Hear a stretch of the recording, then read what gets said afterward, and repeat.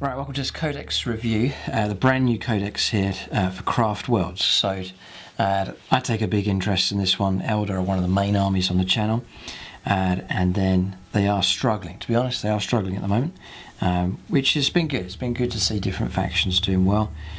So what I'm going to do in this video here is run through the different units, and it's going to be tactical as well. So I'm going to give you an idea what kind of units I think are quite strong.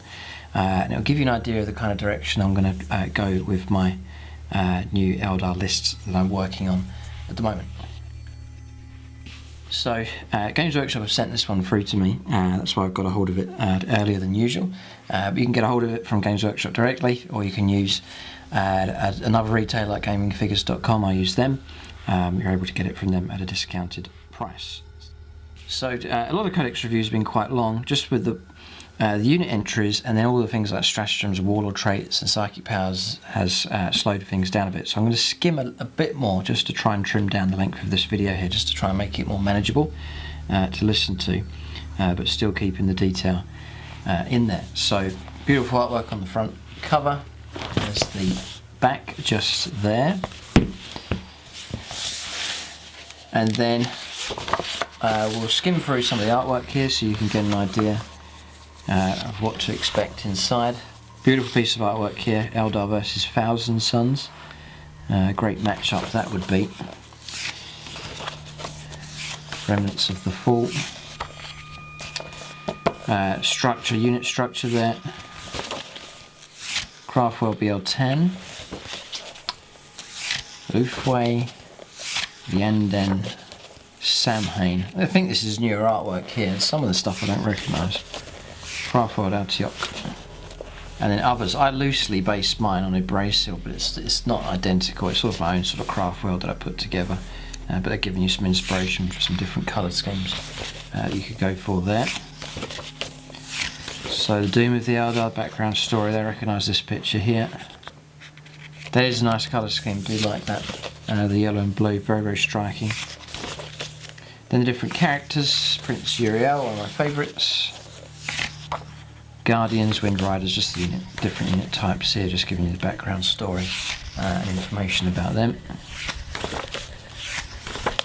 It's not the biggest Codex this one, but there's enough size to it. There's Karandras, Shenzar, Dark Reapers, Magan Ra, Fire Dragons, Striking Scorpions, the namesake of the channel, my favourite unit. When I started on YouTube, my favourite unit was Striking Scorpions. That's where the name came from. Brave Lords, and again, paint style. That's a really nice colour scheme. Really do like that colour scheme there. Brave Guard. I mean, I'm looking to add in perhaps some new units to the list. You'll also get an idea of the kind of list that I'm sort of churning over. Not entirely decided yet at this point. So this is your showcase here, all your different miniatures. Really handy reference. The good old codexes are back in all their glory here, just like they used to be. And then we're up to the rules now here. So rules then. Ancient Doom then, first of all, you can reroll failed hit rolls in the fight phase for this unit in a turn in which it charges or is charged by a Slaanesh unit. However, you must add 1 to morale test for this unit if it was within 3 inches of any Slaanesh unit. So just Ancient Doom. Hardly ever. I've never used that ever in any game. It's only when you come up against Slaanesh. Battle focus is still there if this unit moves or advances in its movement phase. Weapons excluding heavy weapons are used as if the unit had remained stationary. So there's no minus there for assault weapons, which a lot of the Eldar, especially infantry, their weapons are assault based. So that's very helpful indeed. And then Path of Command, you can reroll hit rolls of 1 for friendly Craftworld units within 6 of this model. It's like the Altark, for example, gets that Path of Command, and then rerolling 1s, which is a really helpful ability. You know, if you're usually hitting on a 3+ and you fail on a 1, which is half the time your fail is going to be a 1, you get into re-roll it. So for a high ballistic skill model or unit, that is really really helpful. The ability to re-roll 1s, especially for high ballistic skill units, is really really helpful. So I do plan to take advantage of that. In addition, if your army is battle forged and this model is your warlord, and on the battlefield roll a d6 for each command point spent when using stratagems, on a 6 that command point is immediately refunded. So now they've added in an extra bonus for taking a character with that path of command rule. I mean, that is really helpful. Really good. Note that for Prince Uriel, the first effect of this ability applies specifically to the Enden units. Okay. So that means, I think if I take Prince Uriel, I'm going to have to go for the Enden Doctrine for the units that are around him. I think that's how I'll have to play it. So on to characters then. Here for HQ choices first of all. And I'll do sort of points as well. There has been some points changes. A couple of key units have dropped down in price, which is very interesting, some quite significantly. So Eldrad then first of all. So movement 7, which is sort of a standard Eldar move. Weapons & Ballistic skill 2+, strength 3, toughness 4, 6 wounds, 2 attacks, leadership 9, and a 6-up save. But then he's going to have his invuln save. Yeah, here it is, Armour of the Last Runes. He's got a 3+ invulnerable save, so that's really good. Spirit Link, whenever you pass a psychic test for Eldrad Elfren, you can add 1 to the psychic test you take for him until the end of the phase. So a bit of bonus there.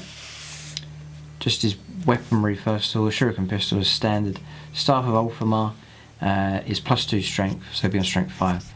Minus AP, -2 on the AP and D3 damage. So it's pretty good, but he's only on 2 attacks, so you're not really going to be using him for close combat. And then once in each psychic phase, you can reroll any number of the dice used for Eldrad Ulfren's attempt to manifest or deny a psychic power. So again, making him just very, very reliable Eldar experts when it comes to the psychic phase. And then the Ghost Helm, roll a d6 whenever Eldrad suffers a mortal wound, adding 3 to the roll if the mortal wound is inflicted as a result of him suffering perils of the warp. On a 5+, the wound is ignored. So, very, very helpful. Very reliable, solid psychers the Eldar have. Fantastic model as well. I remember that Games Workshop re-sculpted him very nicely there with the set that came out.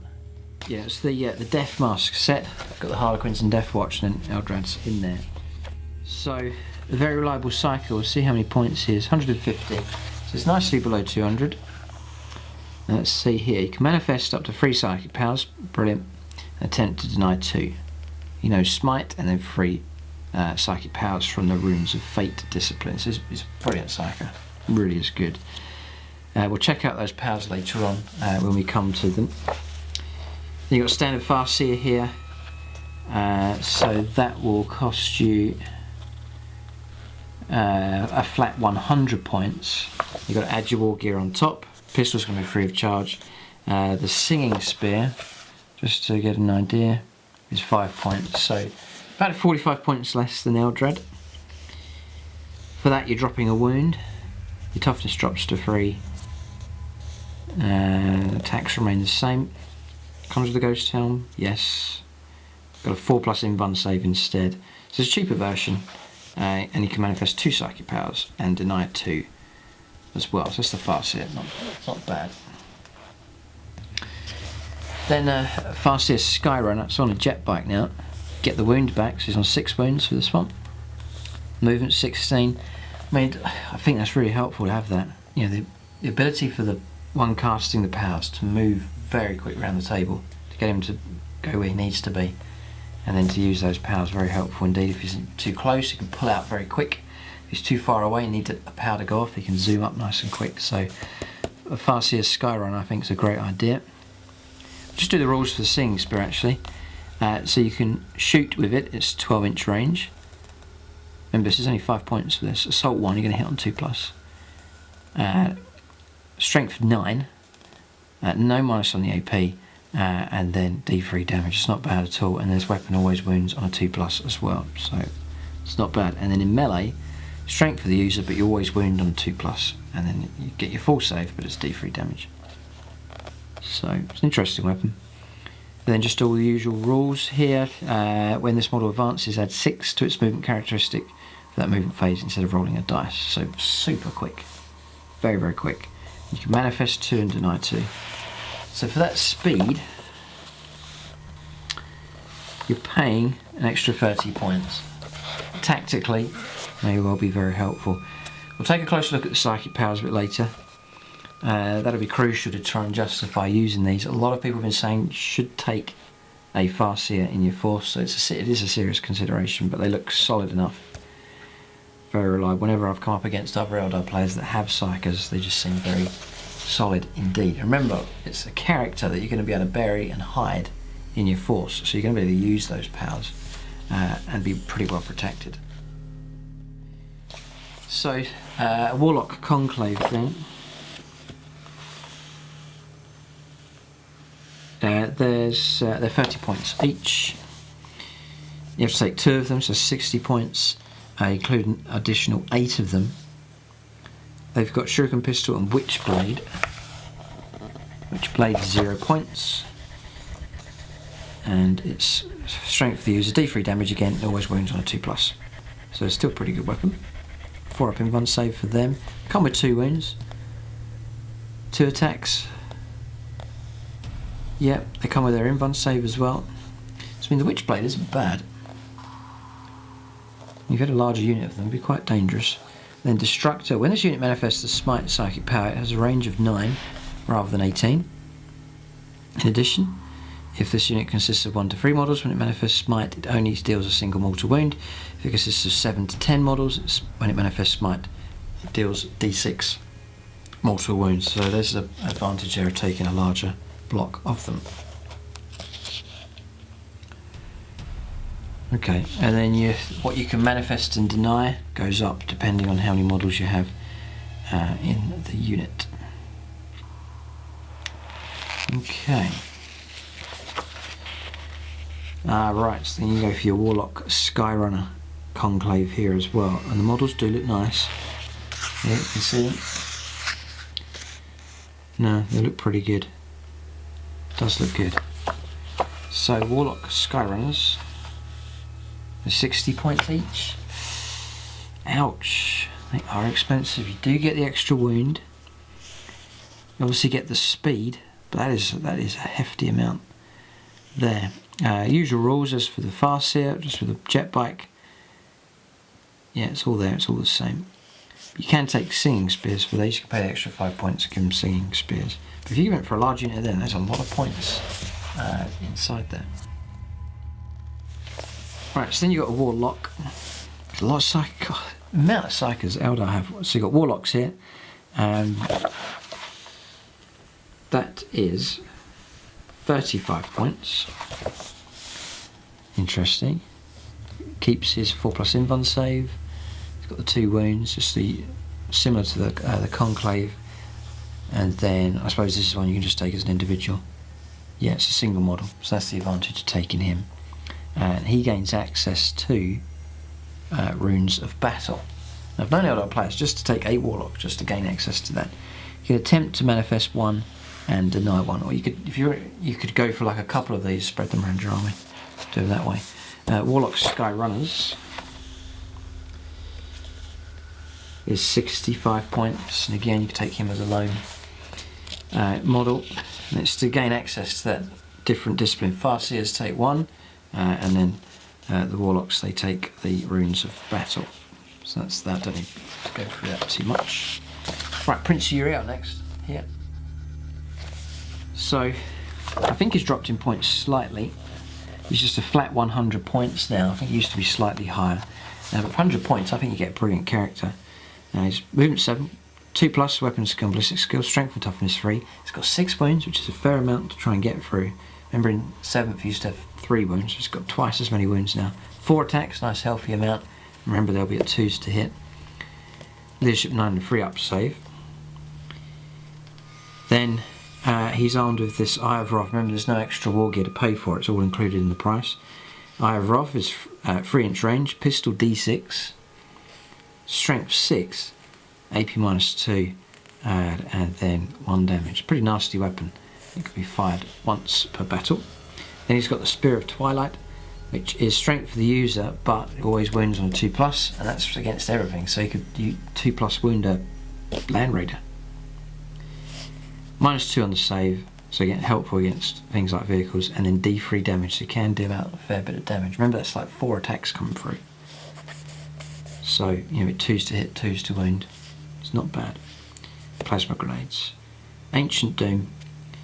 Battle Focus, Path of Command, he's got access to that, he's got his 4+ invuln save.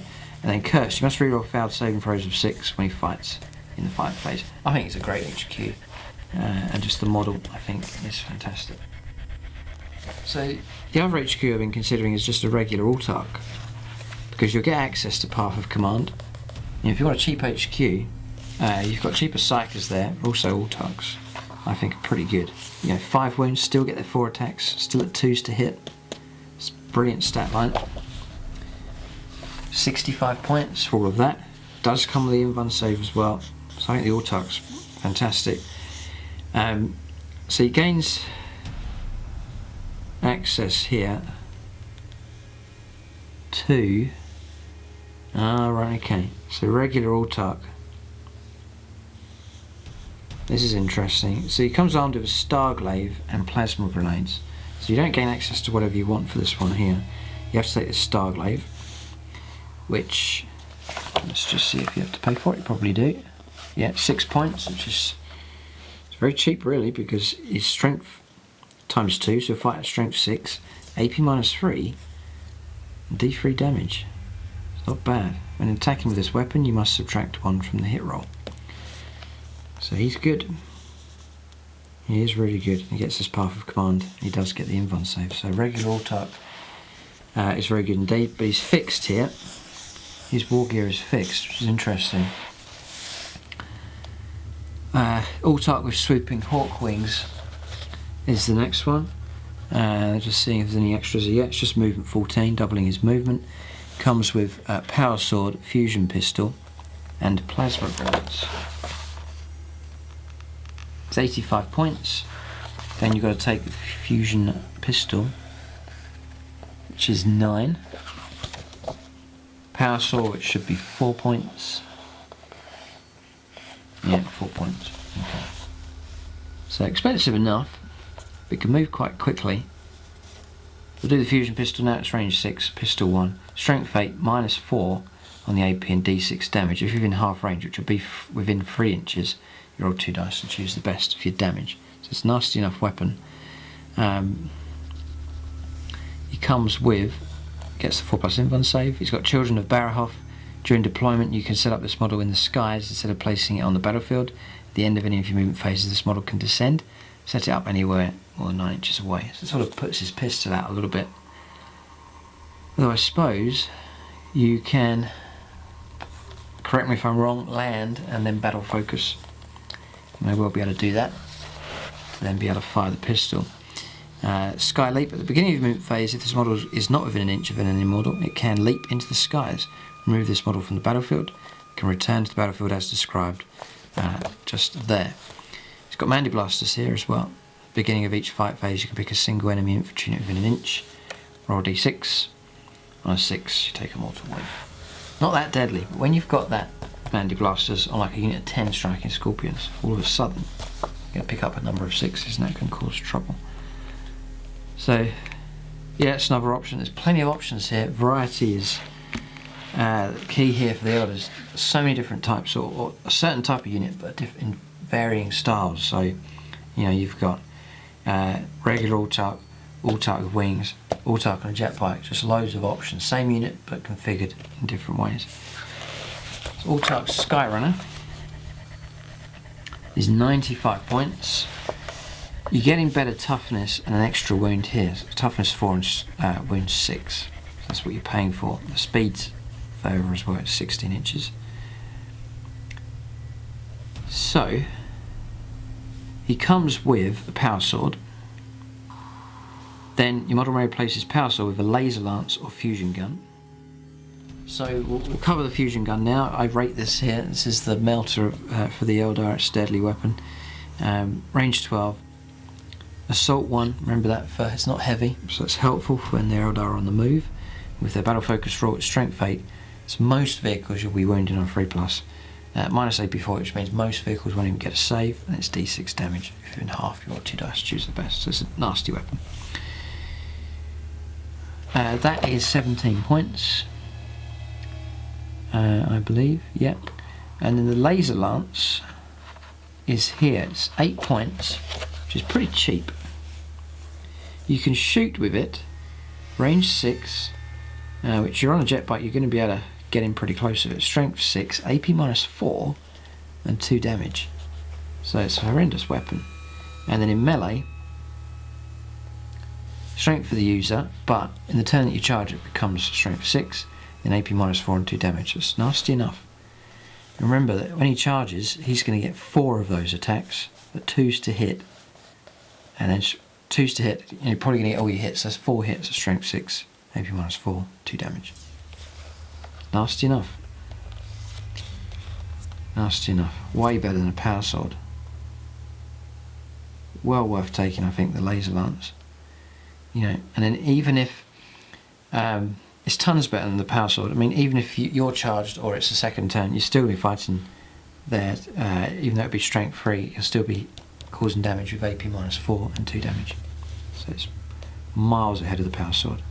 Well worth taking that. Invuln save available for him as well. So no, the Skyrunner's deadly enough. Yeah, it's laser lance or fusion gun. So it depends what you want to use him for. Either one's good. If you take the fusion gun, you're going to be hitting on 2s, causing trouble. If you want to go for the melee option, definitely take the laser lance. It's a nasty weapon and not really that expensive for that upgrade. So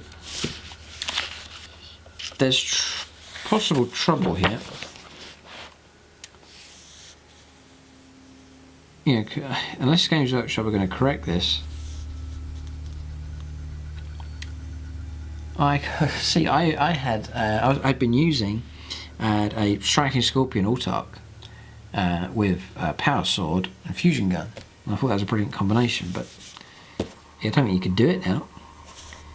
Regular Autarch, all you can take is the Starglaive, and that's it. You know, you don't have access to the Wargame options. Just turn back here. Vehicle equipment, heavy weapons. No, it's not here. Power swords, Mandy Blast, all those upgrades aren't there. You can't. There's no option to configure your own. So my poor Autarch now has been made redundant. Which is a shame because I really like the model. So that's a shame that. So he's gone. So you have to.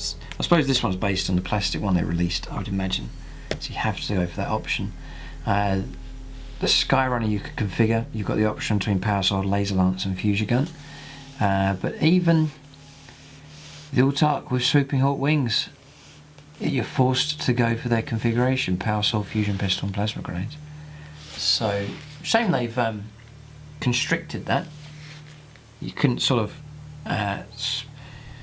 use your bits box, put together your own Autarch, or use one of the old lead ones like I'd been using. Those options have all gone now. Sad to say, which is a shame that.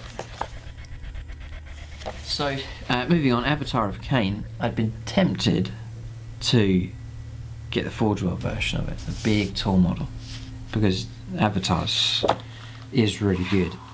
It's 250 points, so it's expensive enough, but the stats for him are fantastic. So Weapon Skill Ballistic Skill 2+, Strength and Toughness 6, 8 wounds, which I believe is within that boundary. You can't. There's no damage bracket for him, which is fantastic. It also means he can hide behind stuff.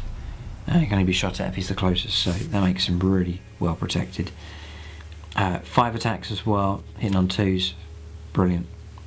The Wailing Doom is shooting, so 1 shot, 12-inch range, Strength 8, AP -4 and D6 damage, and you roll 2 dice and choosing damage, whatever range that may be. So it's better than a fusion gun, and you drop the lowest result. So it's better than a fusion gun.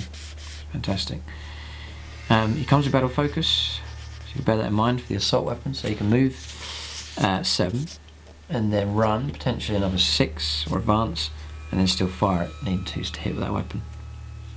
In melee, +2 strength, he's going to fight at strength 8, AP -4, and this is with 5 attacks, and then D6 damage a time.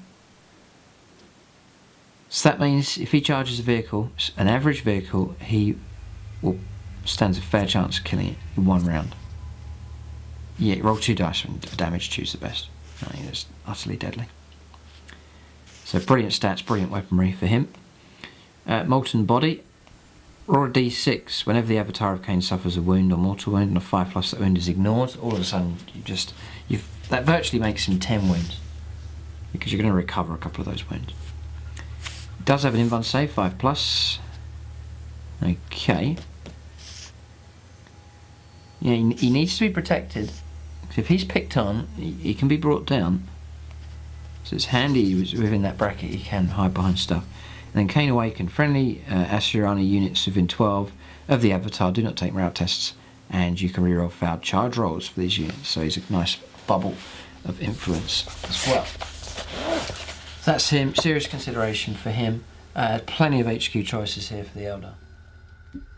So Asuryman here.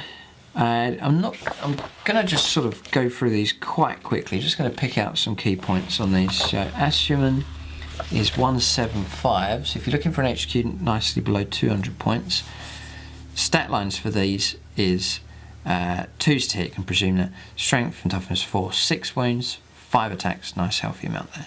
2 up save these come with. The Sword of Asya, there's going to be no extra points to add to these, they're fixed. So it's 175 points. It's +1 strength, so he fights at strength 5, AP -3 and D3 damage. Each time you make a wound of a 6, this weapon, it's D3 mortal wounds. It's not utterly amazing written yet, it's not that great. Let's see what the bonuses are. He's got 4+ invuln against range weapons and a 3+ against melee. Weapons coming in, defense tactics. When Asuryman fires Overwatch, he successfully hits on a 5 or 6. Ugh, dear, that's not that great. And then Hand of Assyrian. Friendly Aspect Warrior units within 6 have a 5+ invuln. Friendly Dire Avengers have a 4+ invuln. Right, so if you're a big fan of Dire Avengers, then he's pretty good. I wouldn't say he's that great. Then you've got Barahoff. I am surprised Games Workshop haven't resculpted these.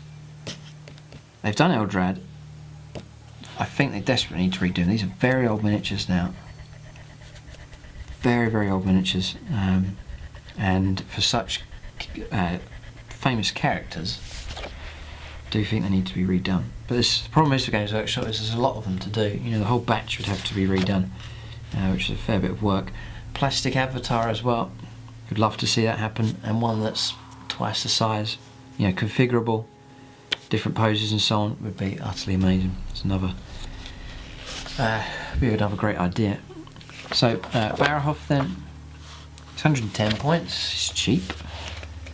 Usual stat line just gets 1 less attack though. 4 attacks for him. Movement 14. The Hawk's Talon is assault 4, strength 5. No minus on the AP and 1 damage, so not that great. The Shining Blade is +1 strength. So he's fighting at strength 5, -3 and D3 damage. If the unit suffers any mortal wounds from this weapon, your opponent must subtract 1. That unit's hit rolls until the end of the turn. Okay, comes with, I'm not going to go into all these. The grenade pack here, the Brilliant Sun. You add 1 to the leadership of friendly aspect warrior units within 6 of Barahoff. Add 2 to the leadership of friendly swooping hawks units instead. So you've got Cry of the Wind. You can set up Barahoff in the skies. Right, it's just the usual sort of deep striking rules. Sky Leap is available for him as well. Go pull out of trouble, and then back into your reserves. And then Blazing Fury. You can reroll hit rolls of 1 for friendly swooping hawk units within 6. It's really that the rules are written to encourage you to add in these characters with their appropriate aspect warrior unit. So Fugan next. Usual stat line, he's +1 strength, though he's on strength 5. He's going to be more. Yeah, well, he's 150. Not bad, actually. Rage 18 for the Fire Pike. Assault 1, it's going to 2s to hit. Strength, that's the usual rules for that, that's a great weapon. Fire Axe is fighting at strength 5, -4 though on the AP and D3 damage, that's nasty enough. And he's got melter bombs as well, which can be thrown here by the looks of it. 4 inches. Yep. Okay. You get assured destruction. You can reroll wound rolls of 1 for attacks Fugan makes that target a monster or vehicle. Lasts to 4, roll a d6 whenever Fugan suffers a wound, 5+ it's recovered or ignored, so makes him a bit more tough. Unflinching focus, you can reroll hit rolls of 1 for his ranged weapons and for those of friendly fire dragon units within 6. Wow, right, okay. He is really good. At the end of the fight phase, this is unquenchable resolve, in which he lost 1 or more wounds. His strength and attacks characteristic increased by 2, and the bonuses last the rest of the game. Nice. He is really good. He is very, very good. And cheap, 150 points. That's a bargain for him. He is a good HQ. Right, so Jane Czar. Choosing HQs for Eldar is difficult. There's loads to choose from here, all with a rich history behind them. Jane Czar's 140 points. Still has the 6 wounds. Only 4 attacks though. Movement 8. The Silent Death then is range 12, assault 4, strength of the user, strength 4, AP -3, 1 damage. Blade of Destructions +2 strength, should be fine at strength 6, AP -3 and D3 damage. Reroll failed wound rolls for this weapon. It's a very reliable weapon, that combat. She comes with a Banshee Mask, so enemy units cannot fire Overwatch at her. War Shout, your opponent must subtract 1 from hit rolls in the fight phase. So these are rules that are shared by the Howling Banshees, which we'll look at later on. Acrobatic as well. You can advance and charge in the same turn. Yeah, we'll cover them for Howling Banshees, because those rules are actually really good for them. Cry of War Unending. Jane Czar and friendly units of Howling Banshees that within 6 of her at the start of the fight phase always fight first in the fight phase, even if they didn't charge. If the enemy has units that have charged or have a similar ability, then you alternate.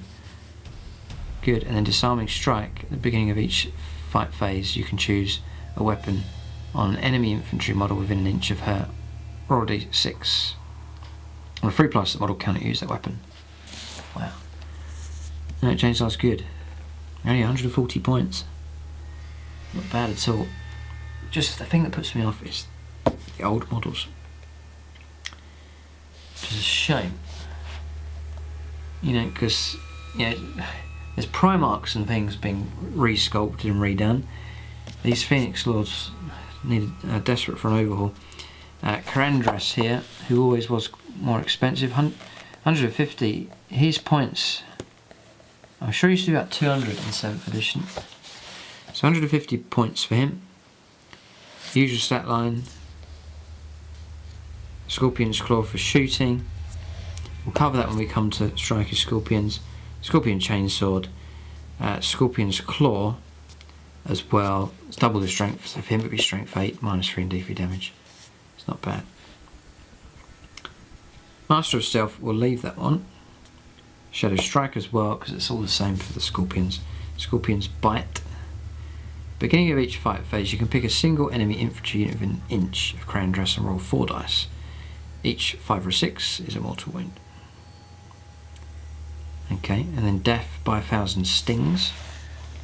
Each time you roll a hit roll of 6 when making a close combat attack to Karandras or a model from a friendly striking Scorpion's unit within 6 of him, that model can immediately make another close combat attack using the same weapon. These extra attacks cannot generate any additional attacks, so he is worth having around Scorpions. Yeah, pretty good. They're giving you some great bonuses here, some real incentives to include them in, and the price for points, pretty affordable to do it. Malgan Ra,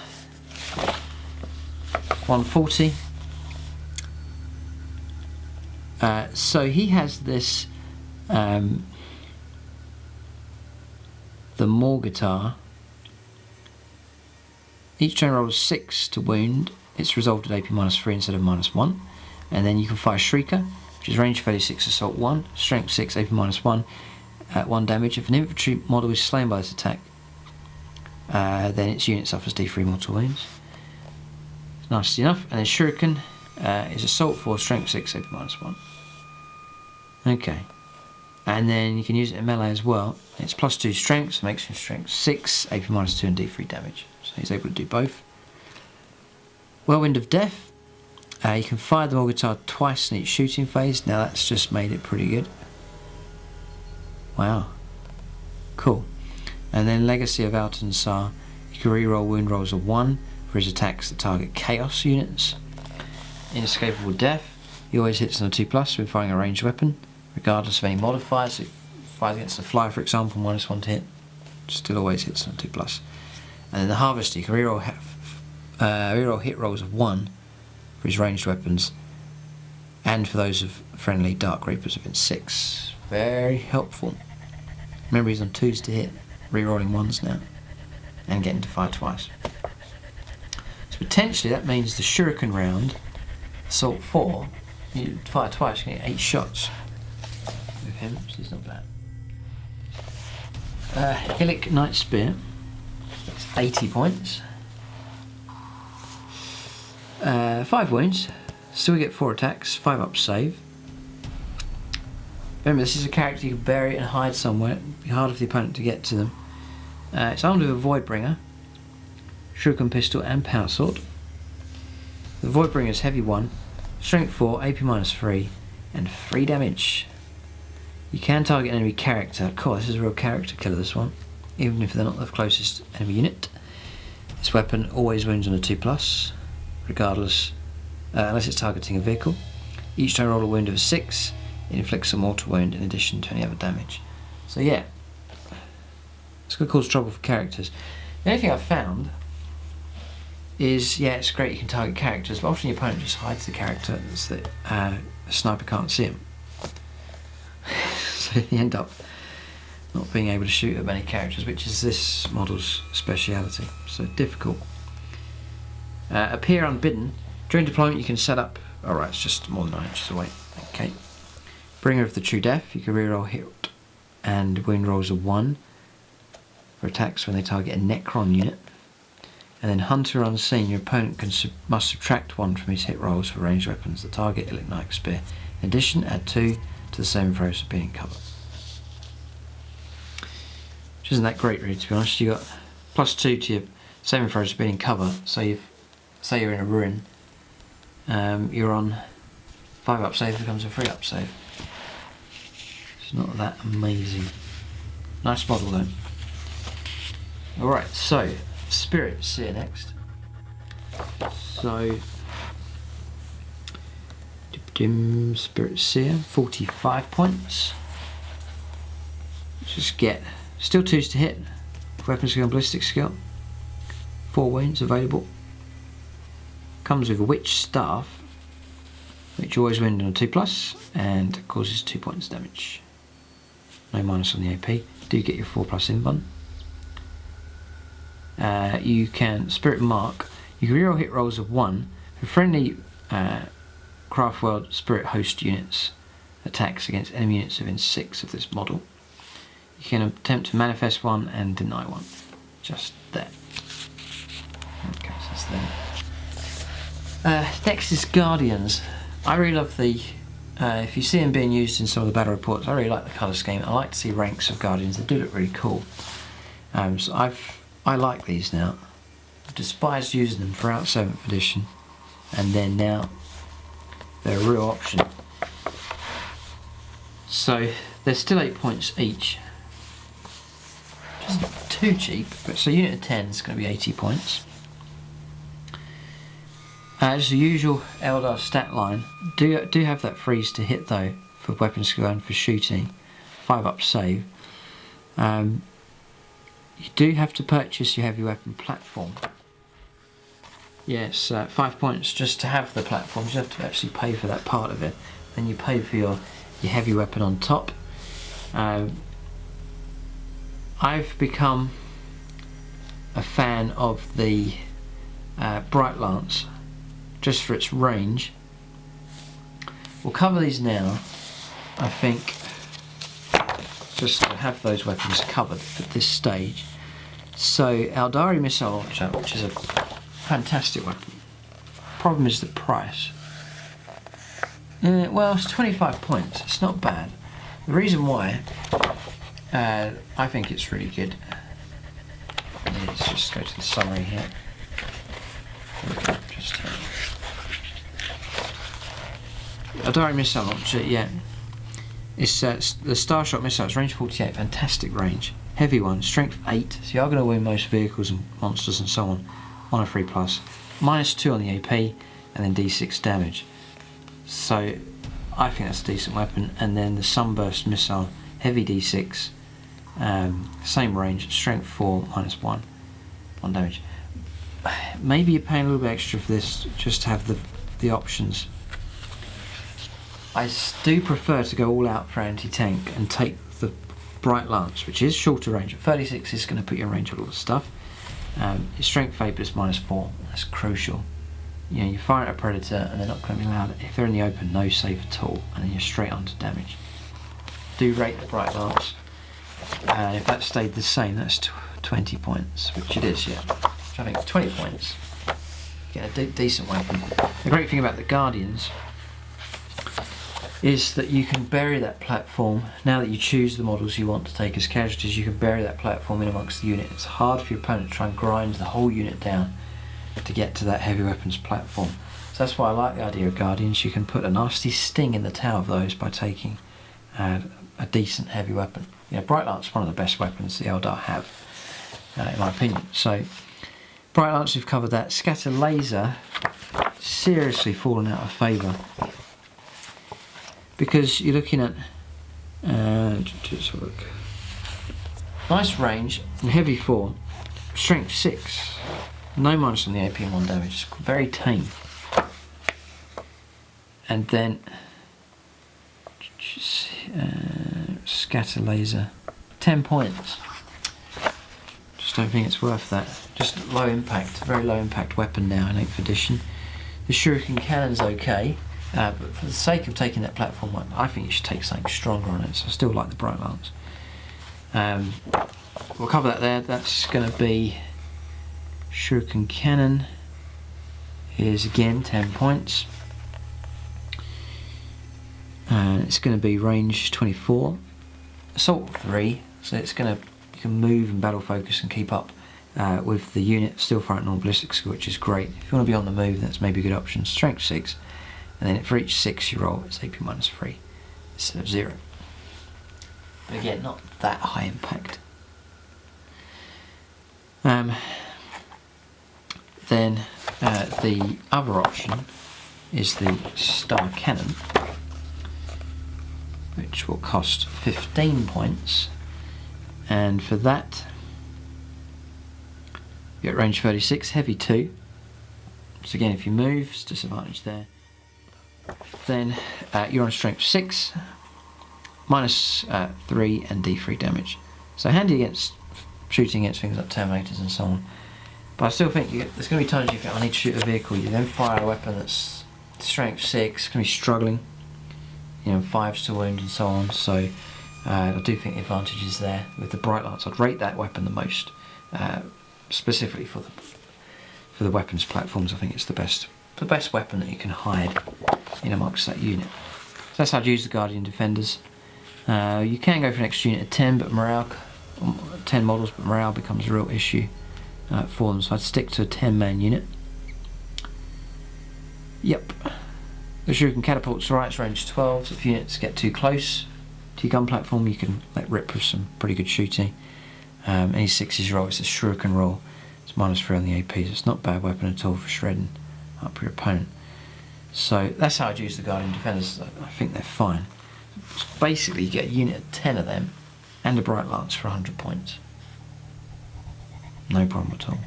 Yeah, not bad. And you keep your all type nearby, or Prince Uriel, whoever, with that path of command, and all of a sudden the whole unit's on freeze to hit, rerolling ones. Very helpful. So you can go for the Storm Guardians here. So they're 7 points a time. The Eldery Blade, I doubt you have to pay for it. Nope. And the Shuriken Pistol, you don't. So they're a cheaper option. The Eldery Blade will probably give you No, it doesn't give you an extra attack, it's just reroll failed hit rolls. So unit 10 of them charging, just going to get 10 attacks. Not that great. Shuriken Pistol. One way to use these though, up to 2 Guardians may replace a Shuriken Pistol with pistol and Eldari Blade with a Flamer or Fusion Gun. So that's one of your options there, is to take 2 Fusion Guns and just run around causing havoc with them. It's pretty good. A Fusion Gun is a nasty weapon. Any Guardian may replace their blade with a chainsword. Okay. Yeah, sorry, so if you take the chainsword there, you do get the extra attack. If you stick to the Eldari Blade, you get the rerolls. Probably about the same, really. Okay. Right, so troops there. Dire Avengers. I always struggle to try and get these in the army. Then in the previous index, I think they're ridiculously overpriced. I think Games Workshop have adjusted it now, so this makes these an option once again. Yeah. No, I've just pulled this up here. This is the major shift here. Points have come. It's interesting. The Avatar stayed the same. 250 points he was here, but Eldrad was 180. Fugan was 160. Genzal was 146. Karandras 168. They have reduced these all down.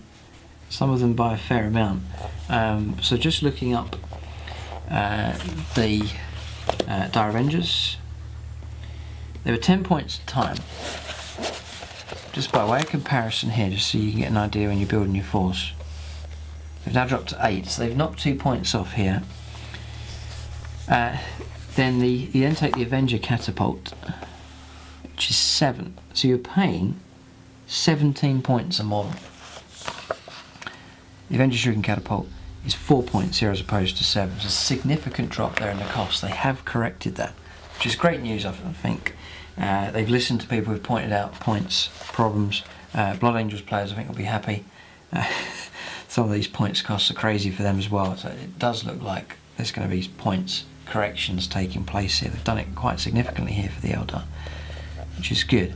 So now this means they've dropped to pretty much what they used to be. I think they're 12 points a time now instead of 17 for the Dire Avengers. That's very, very helpful. Makes these viable again, because remember 8 points you're paying for a Guardian, so for the difference of 4 points you're getting a 4+ save instead of a 5+, so that helps. And then your access to this weapon here, the Shuriken Catapult, Avenger Shuriken Catapult, it's basically the same as the Guardians, but you're getting extra range. It's range 18. And then on top of that, the extra rules that these guys come with. Defense Tactics, when models in this unit fire Overwatch, they hit on a 5+ instead of 6, so that's quite good. And then Battle Fortune, the Avenger Exarch, which you get for free in this, he has a 4+ Invuln. And then for Shimmer Shield, you do have to pay for that. All models in the unit have a 5+ Invuln save, which is just here. Cover that in just a moment. So the Exarch then, just cover the weapons that he can take. So we've covered points here. So he can go for 2 Avenger Shuriken Catapults. You pay an extra 4 points, which means you'll be getting 4 shots running around firing that. Or you can go for a Shuriken Pistol and Power Glaive. So you've seen the Power Glaive, it's +1 strength, -2 on the AP and 1 damage. Quite tame, it's not bad. The Exarch's only got 2 attacks, whether you bother. Really, paying out a lot for close combat weapons. Power Glaive is 4 points. You may as well. It's very cheap to give you the upgrade. So yeah, Power Glaive is pretty good. Shuriken Pistol and Dire Sword. It's 4 points as well. For that you'll get Strength of the User, AP -2, 1 damage. If you roll a 6 for this weapon, each time you wound, it's a mortal wound. Doubt out. Nowhere near the rolls that they used to have, where it's sort of an instant death type roll. So that's toned right down. And then Shimmer Shield and Power Glaive. So the Shimmer Shield is 20, then the Power Glaive is 24. So you get the access to the Power Glaive and the Shimmer Shield 5+ Invuln for the entire unit. The model looks fantastic, but whether you go for that or not, I'm not sure. If I was taking these, you know, for 124 points now, instead of over 170, 124 points, you get a full unit of 10 with the Exarch, and you can give them a Power Glaive. That's not too bad a unit. Yeah. I think instead of paying out for the invuln save, try and use them in cover so that their 4-up save becomes a 3-up save. You know, suddenly that makes them pretty good. In range 18, you're able to engage the opponent pretty good at that kind of range. Yep. Not bad. Yeah, not too bad. I try and use them, if I took these, you know, 4 units of 10, and try and have two units so you can gang up with your shooting and just really shred units to pieces with all that firepower. Right, Rangers then. Price always put me off on these. Always too expensive and just too much of a liability, and then just the sniper rolls, they're not that much to be feared now. Yeah, so again, to pick out the differences here, vast difference with these. So in the old index here, a Ranger was 20, he's now 12 in here, so almost half the points cost. So all of a sudden this unit's come back now as well. The Ranger long rifle here is 0, and he's 0 there as well. So now you can get, yeah, unit of 5 was what, 100 points, now it's 60 points, so massive difference. Big difference there in points cost. So seriously, yeah, knocks that one down as well. So you can take a unit of 5, you can take then up to additional 5 of them, so you can have a unit of 10, maybe a unit of 8 might be quite good. So the Ranger long rifle then, range 36, heavy one. You can target characters. If you roll 6s when you wound, it's mortal wounds. There's no minus on the AP though, so they're not that deadly. And remember, characters now, it's not sergeants anymore inside units. It's proper characters you have to shoot at. So your opponent's going to have 1 or 2 of those. Cameline cloaks, opponent has to -1 from when he tries to hit them, and you get +2 to save and throws. 7th, they were on a 2-up invuln, they were on a 2+ cover save. By the time you had stealth and shrouded stacked up, so they're not quite as good as they were. They can appear wherever you want, as long as it's more than 9 inches away, so they've got that kind of deep strike type option for them. So Rangers are alright, bit soft though. Still think the best way, you know, these are all sort of softer units, you know, toughness 3, save's not that great, so I sort of concede the fact I am going to take damage. So I think the best units to absorb that is the Guardians, and then hide that heavy weapons platform in amongst them. I think it's the most efficient use of those. So that's troops covered. Going to go on to elites next, and the Howling Banshees. So a bit of a sad tale for the Howling Banshees. I always tried to get them into an army and struggled. They may well be the best chance of getting them in, I think, is now. You see these rules which I've saved here. I didn't go through them with James R. They have some fantastic rules. We'll maybe do a points comparison here. So Howling Banshee is 9 points. Then you've got to add your Power Sword, 4 points. So 13 points. The pistol's free of charge.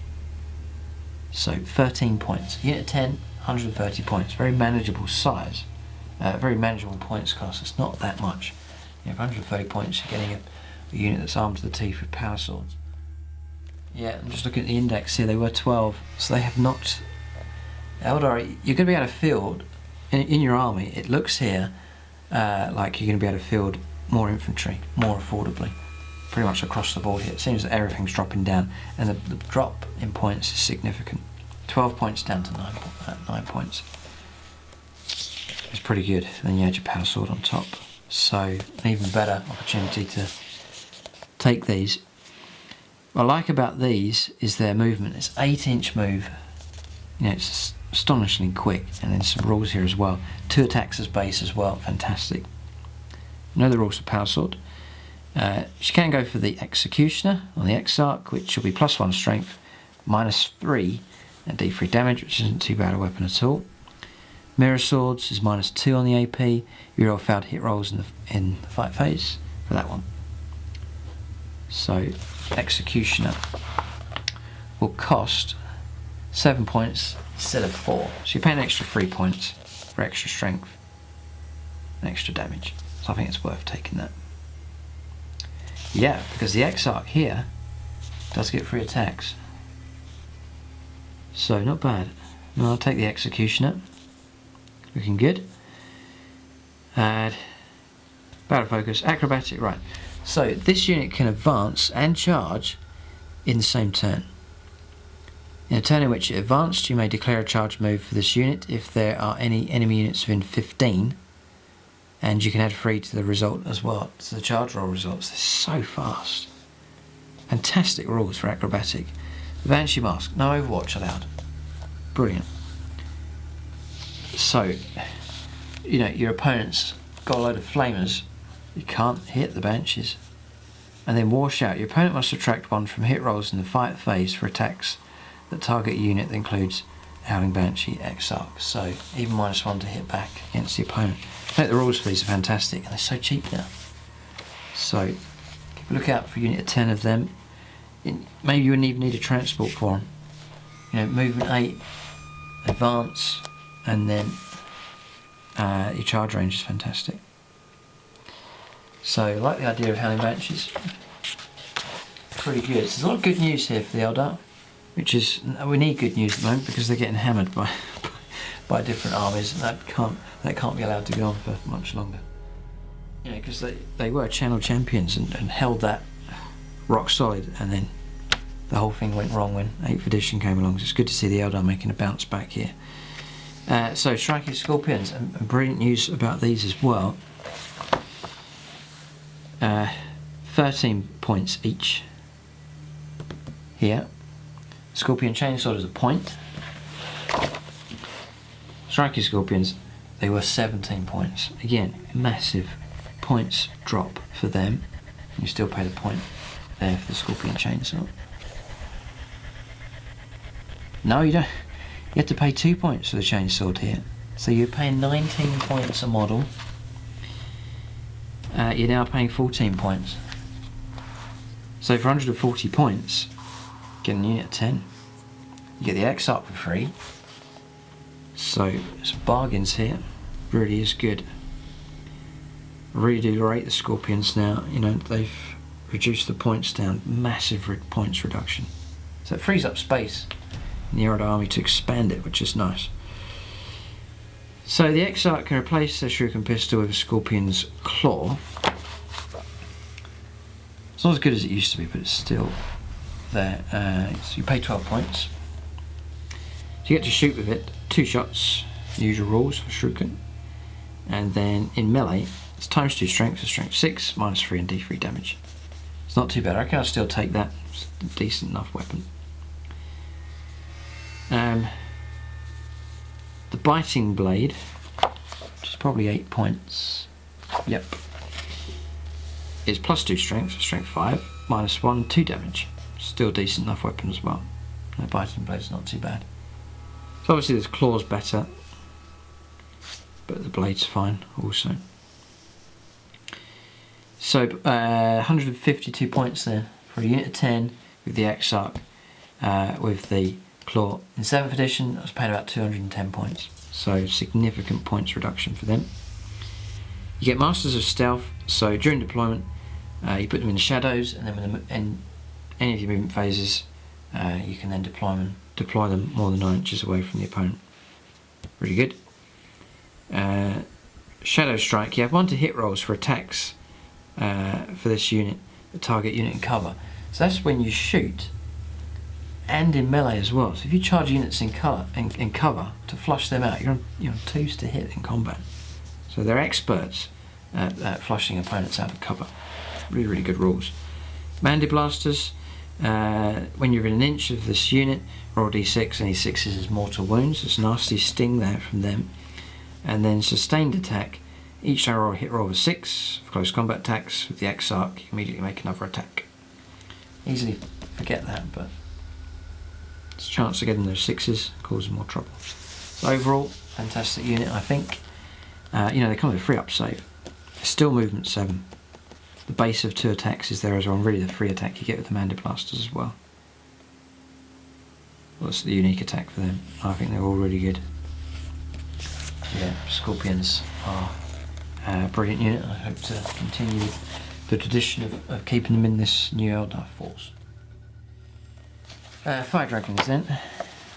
This will be interesting. So, I know the fusion gun's 17. Fire Dragons. There's 7. So 24 points each. Fire Dragons here is 7. Interesting. Yeah, they haven't really changed. 17 for fusion gun. Nope. So it's not been applied to all the units. Banshees, Rangers, Scorpions have been really helped out, but Dragons have pretty much stayed as they are. Fusion gun is deadly. You've got the Fire Pike has access there for the Exarch. So, special rules, you can reroll hit rolls of 1 for Fire Dragon Exarch's ranged weapons, so it's helpful enough.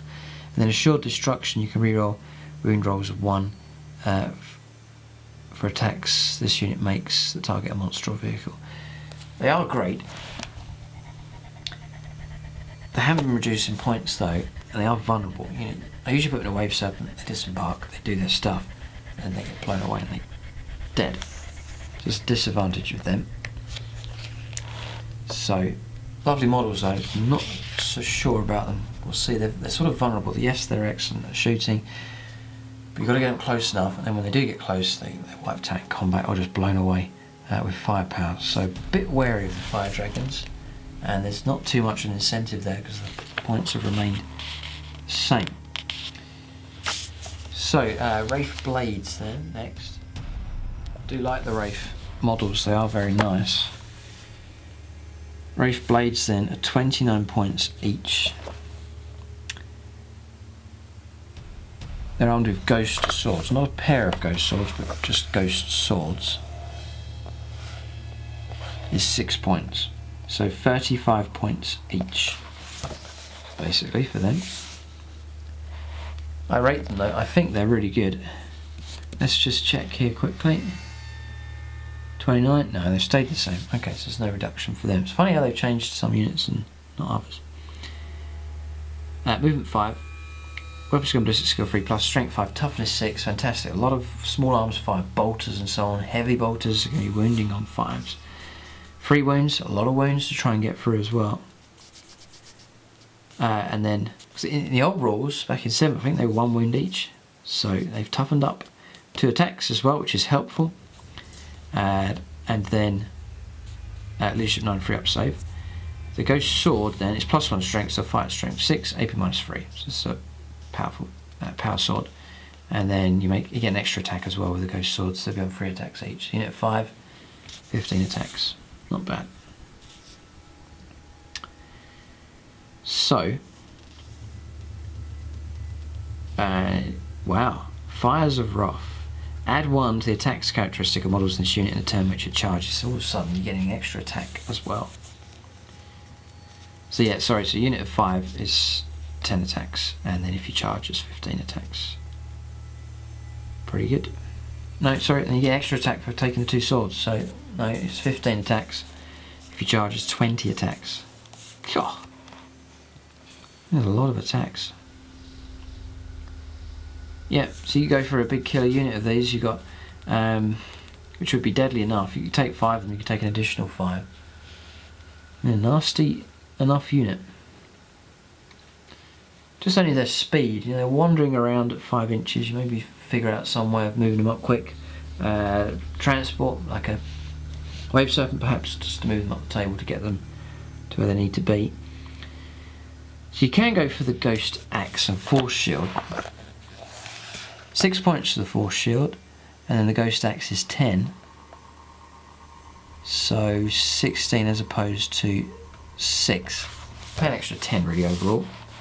That'll get you a 4+ Inv on save, that is really helpful. And then your attacks with this axe come through at +2 strength, you get strength 7. So you're going to be starting to wound vehicles on a 4+, a lot of vehicles. AP -3 and then D3 damage. Again, that's helpful against vehicles. But you have to -1 from your attacks. So you have to sort of weigh it up. Difficult choice, I think, between those two. Always struggle between which ones to choose. But that's Wraithblades, they're good. Wraithguard, which I've got my eye on. Nice models. Same stat line. Remember, I'm comparing these to Fire Dragons. Difference here, toughness 6, double the toughness.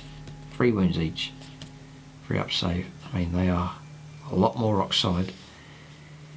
The Wraithguard then, 23 points. But then you've got to, they're cheaper, but then you've got to pay for the expensive gun.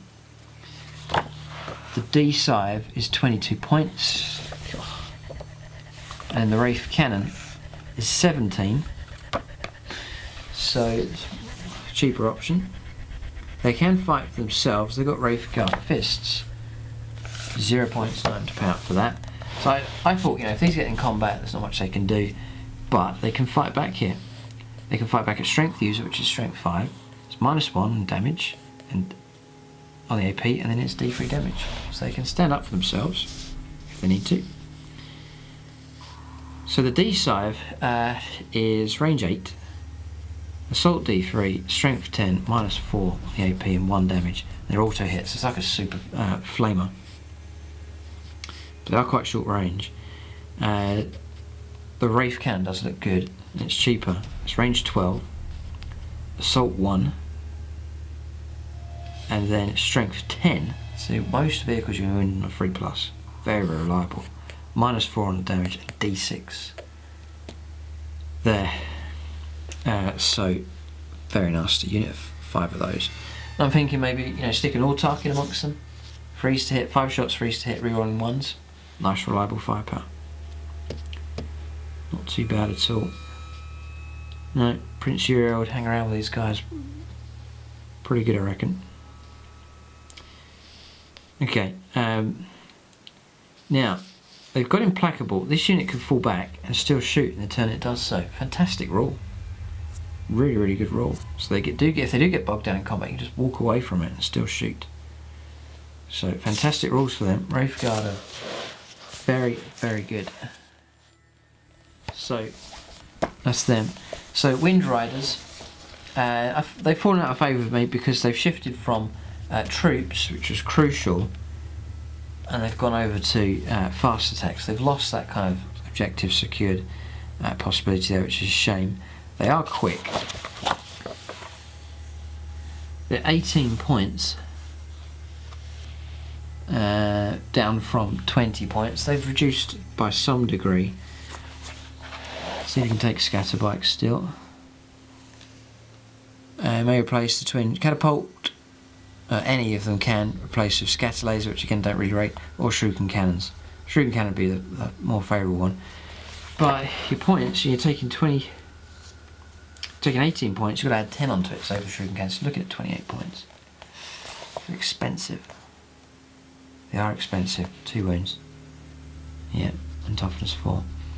When you advance, you do add 6 to your move instead of rolling a dice, but I think they're expensive and sort of low impact, which is a shame. So I'm not really into the Wind Riders at the moment. Vipers, which is a lovely vehicle, really nice model. But then maybe they're a bit like the Land Speeder, expensive to kit out and maybe not worth taking. Movement 16, they are super quick. But if they move, you've got the issue of the -1 to hit rolls. They are toughness 5. They are 3+ to hit for ballistic skill, 6 wounds to get through. They are 3 up at save, not 4+. So that's helpful. So the base cost of the Viper now is 50 points. They were 64, so Games Workshop have knocked them down. Trying to make certain units more viable. So 50 points. They come with Shuriken Cannon, which you've got to pay 10, so you're knocking it back up to 60 again. Depends what you want to use them for. You've got access to heavy weapons. You could go for Bright Lancers. Yeah, or Star Cannons. could be an option as well. Depends how you want to use them. I've just not really got around to using them effectively. Blade Wind. This unit has a move characteristic of 20 instead of 16 when it contains 3 models. So there's an incentive there for you to take a block of them, a squadron of them. So 1 Viper, you can include up to 2 more. Yeah. Okay. Yeah, but you can fight them all as a unit together. No, pretty. I don't know. You can make a pretty good gun platform out of them. I just don't think they're that high impact. Right, so then you've got Swooping Hawks. This is on well into fast attack now. So the movement 14 for them. So they come with the Hawk's Talon, which is range 24, strength, assault 4, so lots of shots, strength 5, no minus on the AP and 1 damage, so nice blanket of firepower for these. They'll probably come down in price. They're 6 points a time, and then they were 10. God, so they've been knocked down as well. Then you've got to pay out for the Hawk's Talon, which is 10 points. It is a decent weapon, but it's a fair bit for that. It's probably the same here. I'm just checking the 10 points. Yeah, it's the same in the index. So they've knocked the cost of the model down, but the shooting weapon's still 10 points. So 16 points a model then, which is quite expensive. That's the Hawk's Talon is the weapon for the Exarch there. Scary moment. So the standard armament is the Las Blaster, which is assault 4, strength 3. So lots of shots, but sort of low strength. There's no damage. There's no minus on the AP, and damage is just 1. The Las Blaster shouldn't be too much. It's 7. Still paying out that for it. So 13 points a time. Cheap enough.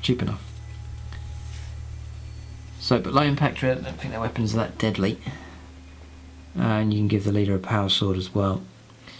Yeah, so a blanket of firepower, take a unit of 10 of them, you'll be firing 30 shots, 40 shots. A lot of firepower, very good for picking off hordes and so on.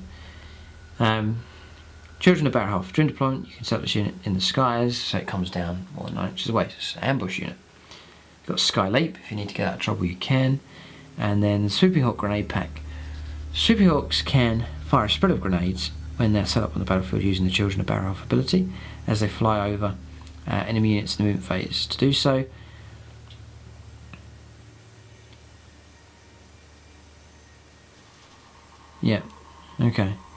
To do so after the unit is set up using their Children of Barrowhalf ability, that's with a steep strike roll, pick an enemy unit within 12. To do so after the unit has moved, pick 1 enemy unit that they flew over. Then in either case, roll 1 dice for each enemy model in the unit, to maximum of 1 dice for each model in the Swooping Hawks unit. For each roll of a 6, it's a mortal wound. So, it's that ability for them. And then Herald of Victory can add 1 to the leadership of friendly Craftworld units within 3 inches. Any unit includes Swooping Hawk Exarch. So nice models, nice colour scheme for them. But they've never really made it into the army, just not too deadly really. But flexible enough, nice quick speed and that ability to ambush and come down to provide fire support just as you need it. It's helpful. Okay, Warp Spiders next. So it's a bit of a tragic story with these. I used to love deep striking these in. It used to be strength 6 with the weapon, rear armor 10, which just caused loads of hull points, and then ambush units that way. But it doesn't work that way anymore here for these. The Death Spinner now is still 2 shots, still strength 6, but the bonus is that when you roll a 6 to wound, it's AP -4. It'll take you forever to try and chew through all the wounds. They're much lower impact than they used to be. Warp Spiders are 10 points each. They were 14, so they have come down as well. Yeah, so 10 points a time. They're armed with Death Spinners. You have to pay 8 points for them. I really don't. They were brilliant in 7th edition, they were fantastic. They're just quite low impact now. Yeah. No, just not that deadly really. You can take 2 Death Spinners for the Exarch, just the usual rules for that. You can take Power Blades, which is -2 on the AP, so melee weapon, and you can make an additional attack. So the Exarch will be on 3 attacks. With that, they have got Battle Focus. So Warp Strike. During deployment, you can set up this unit in a penetration to launch a Warp Strike instead of placing it on the battlefield. At the end of any movement phase is just the usual rules. Yep. You must then immediately roll 2d6 on a 2. One model is slain, so there's a danger to it. Iron Resolve, reroll failed morale tests. If the unit contains the Exarch, the Warp Jump Generator, when this unit moves in the movement phase, you can use their Warp Jump Generators. If they do so, you cannot advance or charge, but their movement characteristics increased by 4d6, and they can fly to the end of the phase. The unit that uses Warp Jump Generators to fall back can still shoot in the shooting phase. So nice speed available from them. Flicker Jump. It's interesting how this works now. When the unit is targeted by a ranged weapon, you can declare that they will make a flicker jump. Your opponent must subtract 1 from hit rolls for attacks. Target this unit to the end of the phase. You must then immediately roll 2d6. On a 2, in total, you lose a model. Even flicker jump. It's just -1 to hit rolls. Oh boy. Yeah, they're not that deadly anymore. So Warp Spiders are not as deadly as they once were. Okay. Shining Spears then.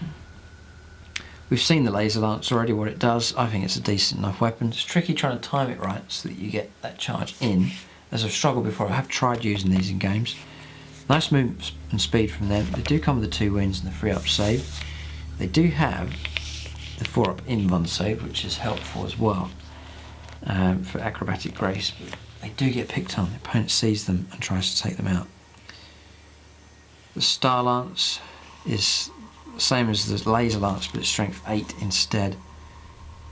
Really good. Yeah, and in melee, it's strength 8 as well. The Exarch does come with 3 attacks. So, yeah, that's pretty good.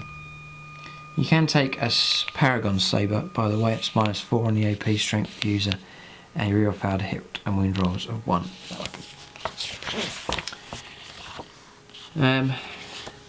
So Shining Spears are 18 points now. They were 24, so a big drop for them. And the Laser Lance is 8 points. So they are still expensive enough. Yep. Okay, so that's Shining Spears then. Possibility for them. You add 6 to your movement characteristic when you advance. Expert Hunter, you reroll wound rolls for Shining Spear Exarch when targeting a monster or vehicle. And that's shooting or melee. I think they're deadly enough. I think you'd have to use them wisely, hide them, send them around the flanks, try and keep them away so that the opponent can't direct most of his army to fire against them. That's what happens, that's what I found happened to me with those. Or you could use them more cunningly, keep them right at the back. They can swoop in later on to mop up. You've got the speed to do it, but then again, you want to pay out that amount of points for a unit that's just going to hold back. So they are a conundrum, they're difficult, the Shining Spears. Right, next option, we're on to heavy now. So, War Walkers. I like these. Do like War Walkers. Now, they're 50 points a time. They were 61, so even these have had a reducing cost. So there's a couple of good factors for these. They're movement 10, they're very quick. They are 3+ to hit when they shoot. Their toughness 6, 6 wounds to get through, that's a fair amount. 2 attacks. Saves 4+, but it will take an effort to try and get through them. Then, any model may replace the shuriken cannons. Any model may replace any shuriken cannon, because these are armed with 2 shuriken cannons. So you can replace any shuriken cannon with an item from the heavy weapons list. So yeah, so that leaves you to open to all sorts of combinations for these. Really good. I mean, the one I was thinking of is just to anchor them at the back and then have them sniping at vehicles with 2 bright lances. That's 90 points for that unit. If that's sufficient to field bright lances in that way. They are scout vehicles, the movement's available with them from there. You can set this unit up in the enemy's flanks. At the end of any of your movement phases, the unit can join the battle. Set it up so all models of the unit within 3 inches of a battlefield edge of your choice and more than 9 inches away from enemy models, so it's an option for them. You can bring them in turn 1, no problem. The only problem is if they move, you're on -1 to hit if it's heavy weapons you're using. Power field, they do have 5+ invulns, level of protection for them. Got battle focus as well. War Walkers is a maybe for them. And the great thing, there's no damage bracket for these. They're going to fire at full ballistic skill, even if they've only got 1 wound remaining. So that's really helpful for them. Okay, so next is the Wraith Lord. Again, he's at a disadvantage here because he has this damage bracket which really affects him because he's on 10 wounds. You know, if he drops to 5 wounds or less, his weapons and ballistic skill drop to 4+, and then 1 to 2 wounds remaining 5+. You know, it's a real shame that for them. And the opponent knows it. The opponent's going to try and knock that bracket down. Just a shame. 4 attacks though, they're pretty sound. Toughness 8. 3 up save, which used to be really good, but with the minuses on the AP now, that soon gets knocked down by all sorts of different weapons. The Ghost Slave is good. +2 strength. So he's on strength 9. Which is how it used to be. AP -4, so deadly, and then D6 damage. Deadly against vehicles, but it's hard trying to get them that close. I found with the Wraith Lord, they sort of wander up the table, the opponent just knocks them down, and then find themselves in trouble. So they're a good way. They are a good way for compensating for the lower toughness for Eldar. They are handy just to plonk on objectives, sit there, put them in cover, and then give them some kind of ranged weaponry so they can guard stuff. And then, you know, say you've got your Guardians nearby, the opponent gets too close to your softer Guardians, send the Wraith Lord in. It's a good way of using them. And then, you know, handy for sitting on objectives and anchoring things down. There. So I'd go for, I mean, the Wraithbone Fists are good, -3. Strength user, -3. And the AP, and then 3 damage. Nasty enough. Comes with 2 flamers, which you can replace with flamers, but you start paying out points when you do that. He's 103 points. He hasn't changed in points cost. Got to pay 9 points a time for flamers, so that's another 18 points to add on top of that.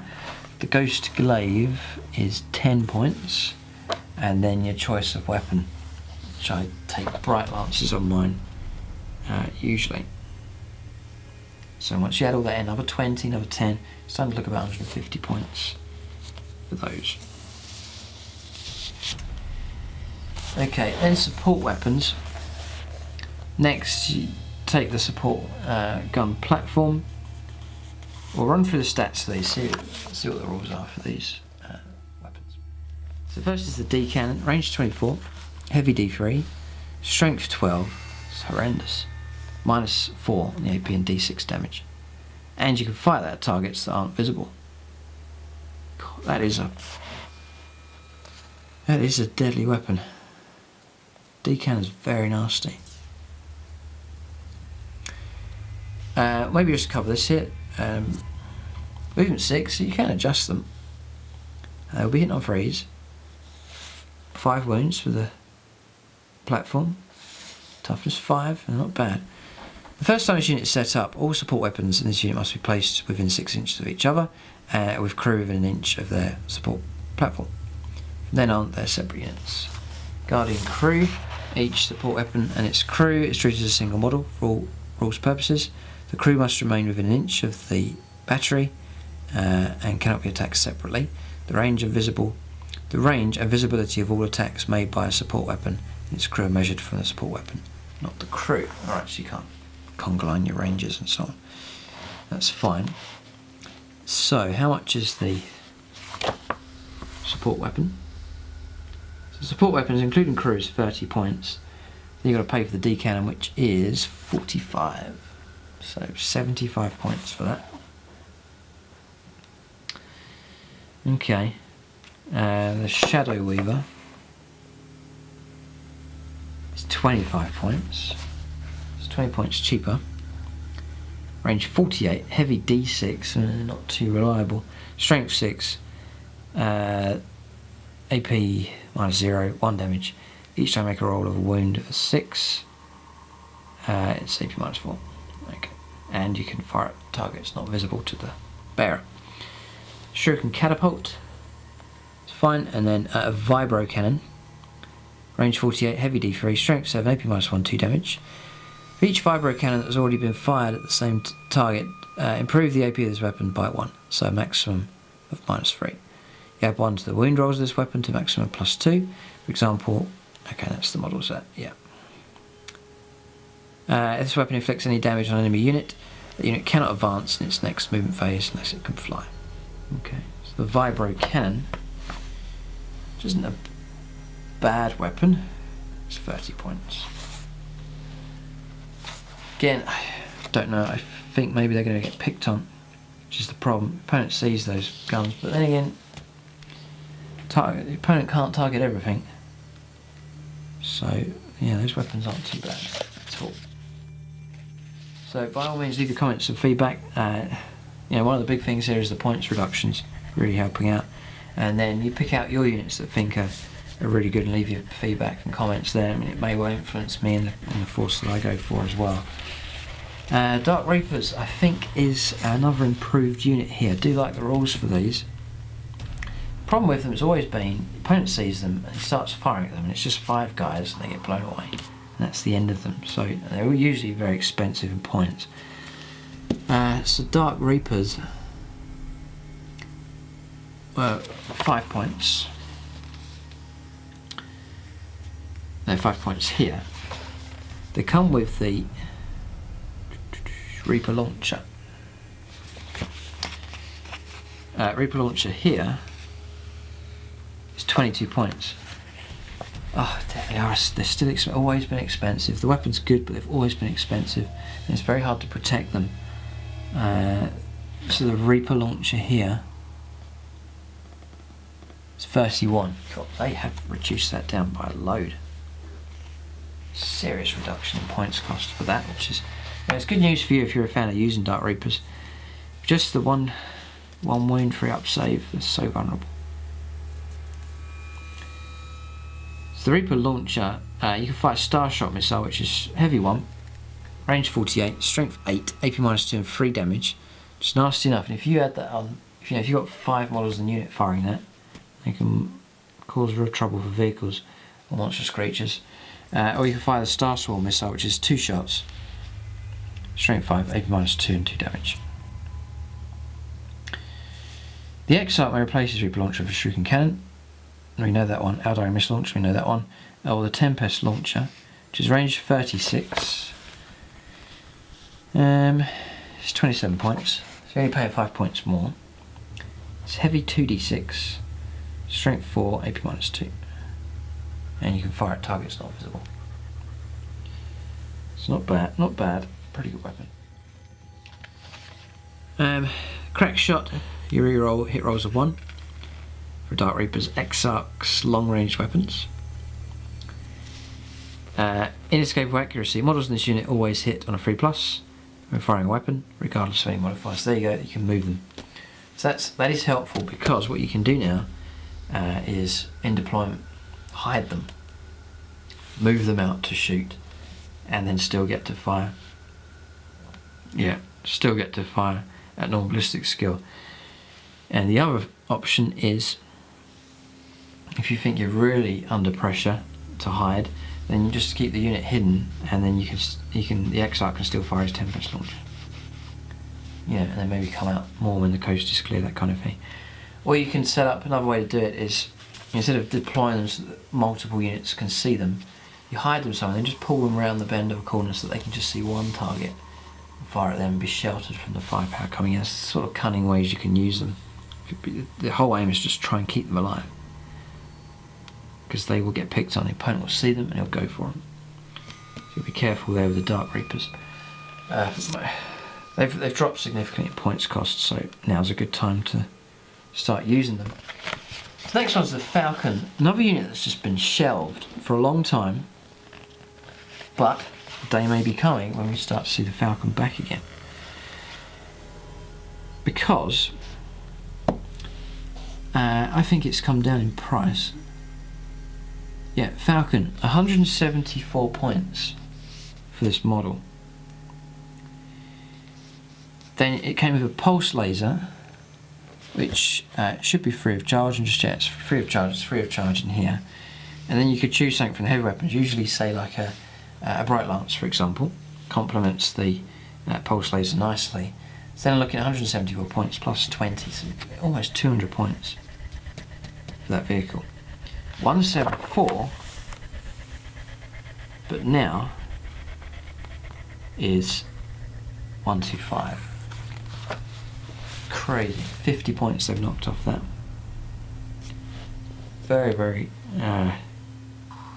good turn for that for the Falcons. Now I can take a Falcon with that pulse laser, which is a brilliant weapon. Range 48, heavy 2, so you get 2 shots with it, strength 8, -3, and 3 damage. It's a nasty weapon.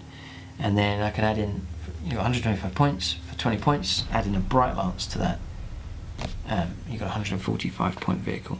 With transport capacity, I believe. It can transport 6. Yep. Okay. So I think that's a decent model. You can give them a shuriken catapult or a shuriken cannon underneath. Yep. There's no special rules for it, but I think it's quite a nice gun platform, that one. You know, and you've got 12 wounds there. No, I think it's decent. The only thing is your bracket gets knocked down. If you get to 6 wounds, it drops down. There, 1 to 3 wounds drop to 5+. There's that to worry about. But they've got access to vehicle equipment, which is, there's some great equipment out there for these. Here. Just the ways of keeping it alive. There's one here, Spirit Stones. Roll d6 each time model with Spirit Stone suffers a wound or mortal wound. On a 6, the wound is ignored. So just really increasing. You've got 12 wounds already. So on average, you're going to get a couple of extra wounds blocked there. So, you know, really pushing up from 12 wounds to 14 wound model. So you can go for that one. Model of a crystal targeting matrix, does not suffer the penalty for firing a heavy weapon after moving, which I thought was really helpful. But then it says when targeting the closest enemy unit, which is a shame. So it forces you to fire at the closest units. It could be a Grots walking towards you, and to get that bonus you'd have to fire at them. So that's a shame for that upgrade. Star engines, when you advance you add 2d6 to the move instead of d6. That's helpful, especially things like Wave Serpents trying to get something up the table quickly, so that's an option. The vectored engines, if a model with vectored engines advances, your opponent must subtract 1 from all hit rolls for ranged weapons against the target. So again, another way to protect your vehicle, which is helpful. You know, often I've used Wave Serpent aggressively, trying to move it up the table quick, so you can speed them up with Star engines, protect them there with vectored engines and Spirit Stones. So still, a lot of Eldar players do like to add on all those bonuses, and it's still the case that seems like a good idea to do. So that's Falcon and the upgrades there. Night Spinner next. So Night Spinner, usual stat line for vehicles. You can take the Doom Weaver, which is range 48, heavy 2d6, strength 7, no minus on the AP, and then 2 damage. Any wounds of a 6 for this weapon is -4, and you can fire at non-visible targets. Yeah, it's okay. Yeah, no, it's not bad. It's not bad. There's no minus on the AP though, which is a shame. Shuriken Cannon and Shuriken Catapult. And that is it, pretty much. Yeah, so that's Night Spinner. That will cost you Yeah. 135. 0 points to the Doom Weaver. It's quite a cheap vehicle, really. Not too bad at all. Fire Prism, which I still don't have one of these, but it's always been a deadly unit, but it seems to be nasty enough here. A Prism Cannon is 0, and then the Fire Prism itself is 155. It's hardly any points difference. It was 158 in the index, so not much difference at all. So the weapon then, Prism Cannon, nice flexible weapon this. You can fire Dispersed, which is, they're all range 60, whichever type you go for, but it's heavy D6 for this one, strength 6, AP -3. You go for Focused, which is heavy D3, strength 9, AP -4 and D3 damage. And then Lance, heavy 1, just a one-shot vehicle if you go for that. Strength 12, AP -5 and D6 damage.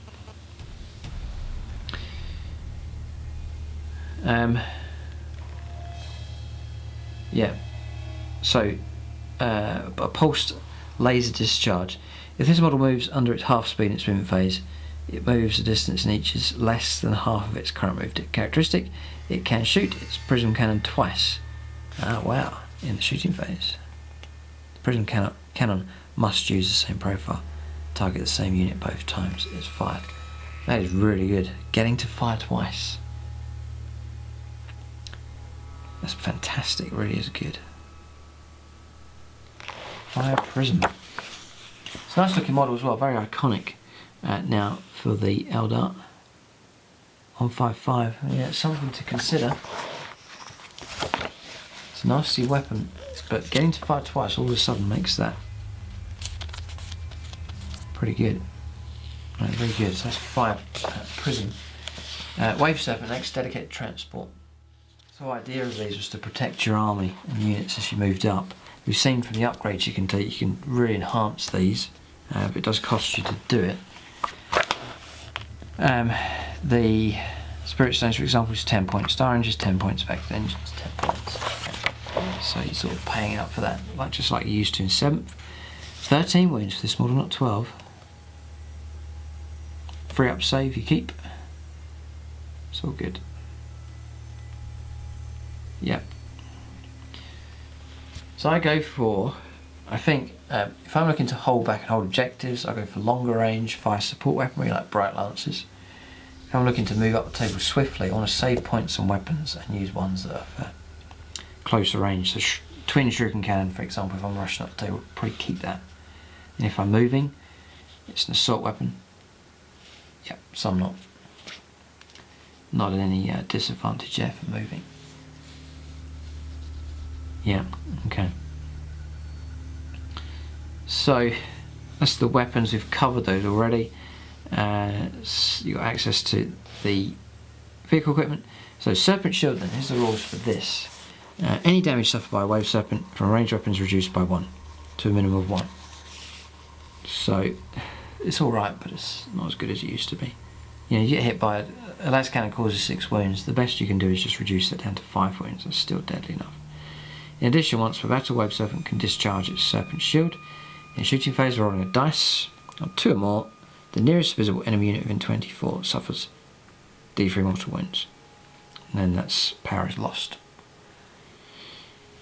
Again, it's not that great. Serpent Shield's not going to protect you like it used to. So the upgrades, I think, is the better way. If you're looking to protect these, the upgrades is the way to go. Explodes and hover tank for that one. Right, next is the Crimson Hunter.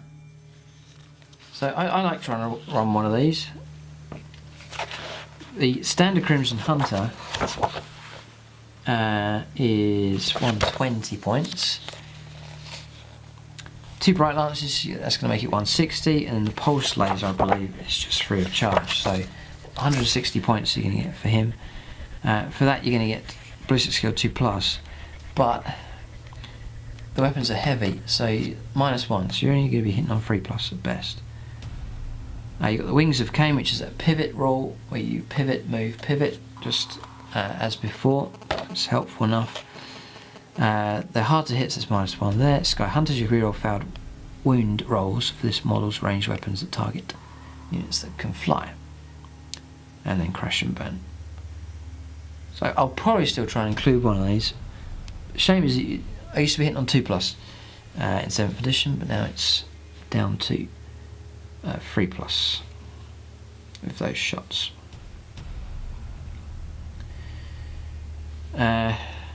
Crimson Hunter Exarch is available there. Still 2s to hit, but then -1 again if you're heavy weaponry.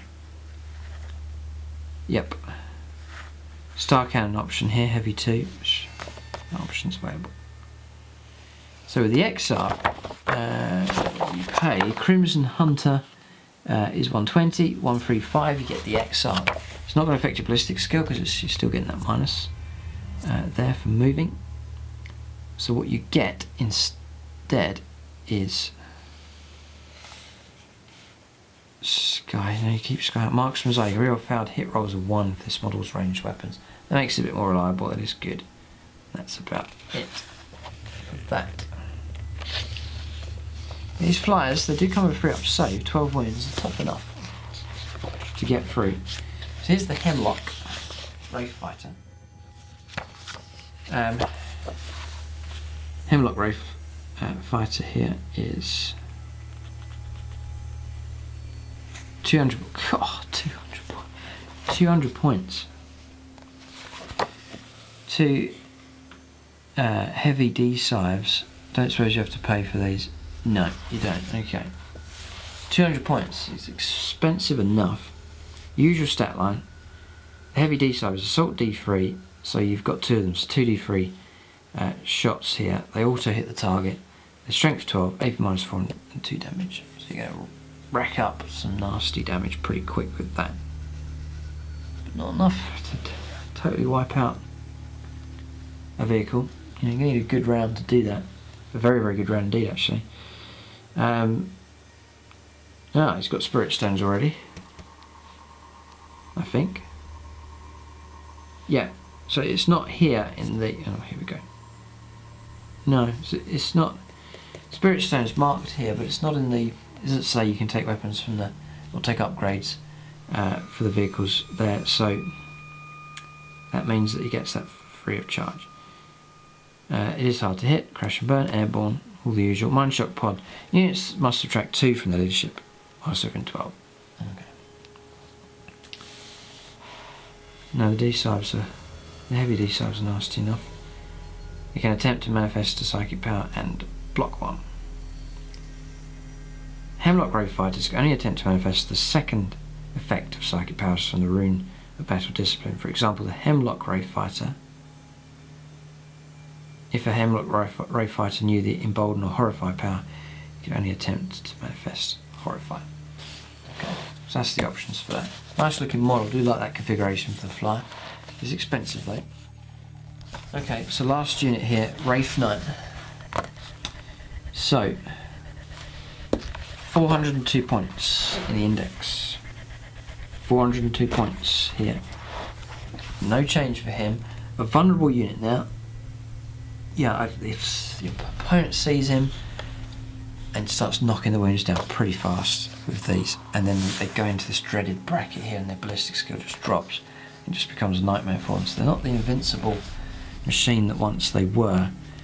If they start taking multiple laser cannon hits, there's trouble for the Wraith Knight, for sure. So the standard loadout is 2 heavy Wraith cannons. So you have to go to heavy Wraith cannon, 50, double it's 100, so it's 502 points for that. The heavy Wraith cannon is pretty good though. It's range 36, assault 2, so you've got 2 of them, that's 4 shots. Strength 16, so even a toughness 8 vehicle you're going to wound on a 2+, that's really, really good. AP -4, and then D6 damage. So potential really to blow up a vehicle in 1 round of shooting with that. But if you go for that configuration, the heavy Wraith cannons, it can still fight in combat with the Wraithbone Fists and Titanic Feet. Titanic Feet is strength for the user, which is strength 8, -2 and D3 damage. and you get extra 3 attacks. Yeah, for each attack made with this weapon instead of 1.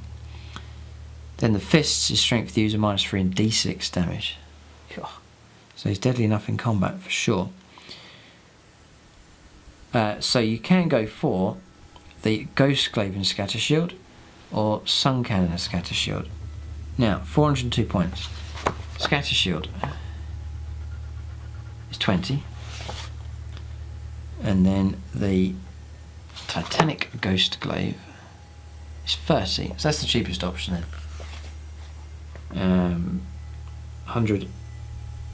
452 points. Just run at the opponent and just try and hack them down with a sword. The Scatter Shield just gives you the 5+ invuln. It's going to protect him a fair bit.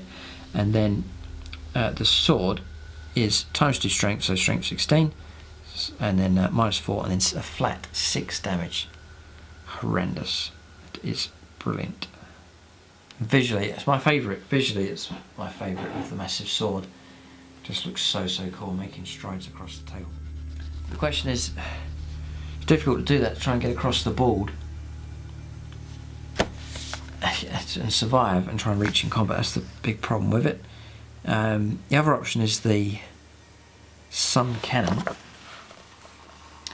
which is now 118 points. 118 points. They haven't changed it. Interesting. They've not reduced that down. Difficult there with the Wraith Knight. I can't imagine my Eldar army without it, but it may happen. Not sure what configuration to go for. I do like the Sun Cannon. I mean, it's heavy 2d6. You can average about 7 or 8 shots. Strength 6, AP -3, and a flat 2 damage. It is decent. So, yeah. Yeah. And not much points difference. Well, it is more if you add in the Scatter Shield. Yeah, the Wraith Cannons, you want to save some points, you go for Wraith Cannons and still keep a lot of that nasty close combat potential, so that's the option there. Wraith Knight can fall back in the movement phase and can still shoot or charge, which is really good. When it falls back, it can even move over enemy infantry models, though it must end 1 inch away. In addition, it can move and fire heavy weapons with no penalty, which is very helpful. Finally, you only gain bonus to cover save if at least half of the model is obscured from the fire, which is fine. That is it. That is all the units there for the Eldar. Some have significantly reduced in points, on the Aspect Warriors especially, and sort of identifying, I think the Bright Lance is a crucial weapon for taking on other enemy armour, monstrous creatures, and so on. So there's multiple ways you can configure that. I'm not entirely sure how best to do it. The heavy Wraith Cannons are good there on the Wraith Knight as well.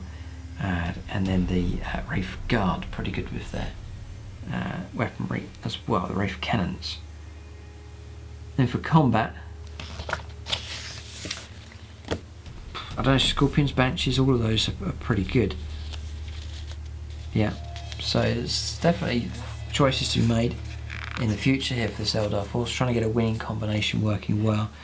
That's the weapons and so on that we've already covered, there and there and there. All done. There's the Eldar, all laid out. So, a lethal allegiance here, that's the next section. So, Path of War. If your army is battle forged, all troops gain this ability. So, Subjective Secured is back for that. It's all about Craftworld attributes of their Heroes of Legend. Inclusion of a Phoenix Lord and a Craftworld's attachment does not prevent other units in that detachment from gaining a Craftworld attribute. However, Phoenix Lords can never themselves benefit from a Craftworld attribute. So let's talk about these. Sort of line them up to what Craftworld you're doing. So if I'm taking Prince here, I sort of had to line my ones up with Elianden here, which is Stoic Endurance. Cover the others here. So it helps you theme your army. There's some free rules, some bonuses that you can take. So, Latok here, I'm not sure how to pronounce that one precisely. Your opponent must subtract 1 from any hit rolls for attacks that target a unit within this attribute, or a unit with this attribute at a range of more than 12. a fantastic rule. You know, -1. Anything over 12, -1 to hit. Very, very good. BL10 next is Swordwind. So that Fieldcraft one's fantastic. Add 1 to leadership characteristic of aspect warriors with this attribute. That's very minor. In addition, you can reroll hit rolls of 1 for shuriken weapons used by units with this attribute. Shuriken weapon just lists them there. Okay. So Stoic Endurance. A unit with this attribute can never lose more than 1 model as a result of any failed morale test. So helpful. In addition, if a unit has a damage chart, with a damage chart that has this attribute, so like a Wraith Lord for example, double the number of wounds it actually has remaining whenever you are consulting the chart to determine its characteristics. So that is worth bearing in mind. Yeah, I'm getting knocked down. So my Wraith Knight for example, say he's got 6 wounds left, he's in trouble. With this rule, he'll count for ballistic skill as having 12 wounds. So that's helpful. You must remember that though during a game, it's easy to forget. Sam Hain, Wild Host. You reroll failed charge rolls for the units with this attribute, fantastic rules. In addition, bike units with this attribute do not suffer the penalty to their hit rolls for moving and firing heavy weapons. Fantastic. Yep, so these aren't minor bonuses, these are really good. And then Orthway, the Foresight of the Damned. Roll a d6 each time model this attribute loses a wound. On a 6, the wound is ignored. Fantastic. If a model has a similar ability, it just covers that there. Okay, so those are good. Worth remembering. A lot of those are very, very helpful. Okay, so stratagems. Try to pick out ones here that you can think to use in the middle of a game. You know, you can play them and they're really helpful, so this will be interesting. Matchless Agility is 1 command point. When you're moving an Assyriani unit from your army in the movement phase, if that unit advances, you add 6 to the movement instead of rolling the d6. So helpful enough. If you really need it, you say, I've got to get that maximum roll, and there are times when that needs to happen. So you've got Fire Dragons, desperately need to make that battle focused move and roll well, or you can just play that, just take the 6. Celestial Shield is 1 command point. Use the stratagem if the enemy shooting phase when a friendly guarded unit is chosen as the target of an attack, they get 4+ invuln. Not bad. Cloud Strike, 1 command point. Used during deployment if you have not used the Webway Strike stratagem this battle. You can set up an Assyrian vehicle or Assyriani vehicle unit from your army that can fly in the clouds instead of placing it on the battlefield. It then descends at the end of any of your phases. Set it up anywhere on the battlefield more than 9 inches away. Yeah, it's a bit of a strategic move with that. Treasures, for that one, it's just getting you extra remnants of glory, so it's fine. You can purchase more of them. We'll actually cover those a bit later on. Forewarned, 2 command points. Use the strategy immediately after your opponent sets up a unit that is arriving on the battlefield as reinforcements within sight of one of your Craftworld units that is itself within 6 inches of a friendly Farseer. You can immediately shoot at the enemy unit as if it was a shooting phase. A bit of strategy there. You get that whole situation lined up quite good to do that. The Great Enemy is 1 command point. Use this stratagem when a friendly Assyriani unit is chosen to fight. If you do so, you can reroll any failed wound rolls for the unit if the attack has the / keyword unit that's being attacked. Okay. Concordance of Power, 1 command point. Use the stratagem when an Assyriani Warlock Conclave writes us for them. You can double the range of the power that was manifested. A lot of cheap ones here. Next one, Unparalleled Mastery, again 1 command point. When a Farseer successfully manifests their last psychic power in a psychic phase, the psychic immediately can attempt to manifest an additional psychic power this turn. Okay, it's an extra power. Feigned Retreat, 2 command points. Use the stratagem for a unit in your army that falls back. That unit can still shoot and charge. Helpful. Bit pricey, 2 points to do that one. Linked Fire. This is for your fire prisms. Fire prisms from your army can link fire with that fire prism if it is visible to and within 60 inches of them. If they do so when firing their fire prisms, they must target the unit the first fire prism targeted with its prism cannon, ignoring range and visibility. Wow. And rerolling failed hit and wind rolls. At the end of the phase, resolve prism cannon shots from the first fire prism, rerolling failed hit and wind rolls. If at least one other fire prism is linked, fire with it. Okay, pretty good. So helpful to boost that unit. There's only one command point to do it. There, the fire prisms. So it's already a deadly unit. If it was encouraging you to take 2 of them at least and have them working together. Lightning fast reactions is 2 command points. Use a stratagem when friendly Asuryani infantry unit or friendly unit with the fly keyword is chosen as the target of an enemy attack in the shooting phase or fight phase. -1 to hit rolls. Yeah, 2 command points for that. For not that much of a bonus. So Supreme Disdain.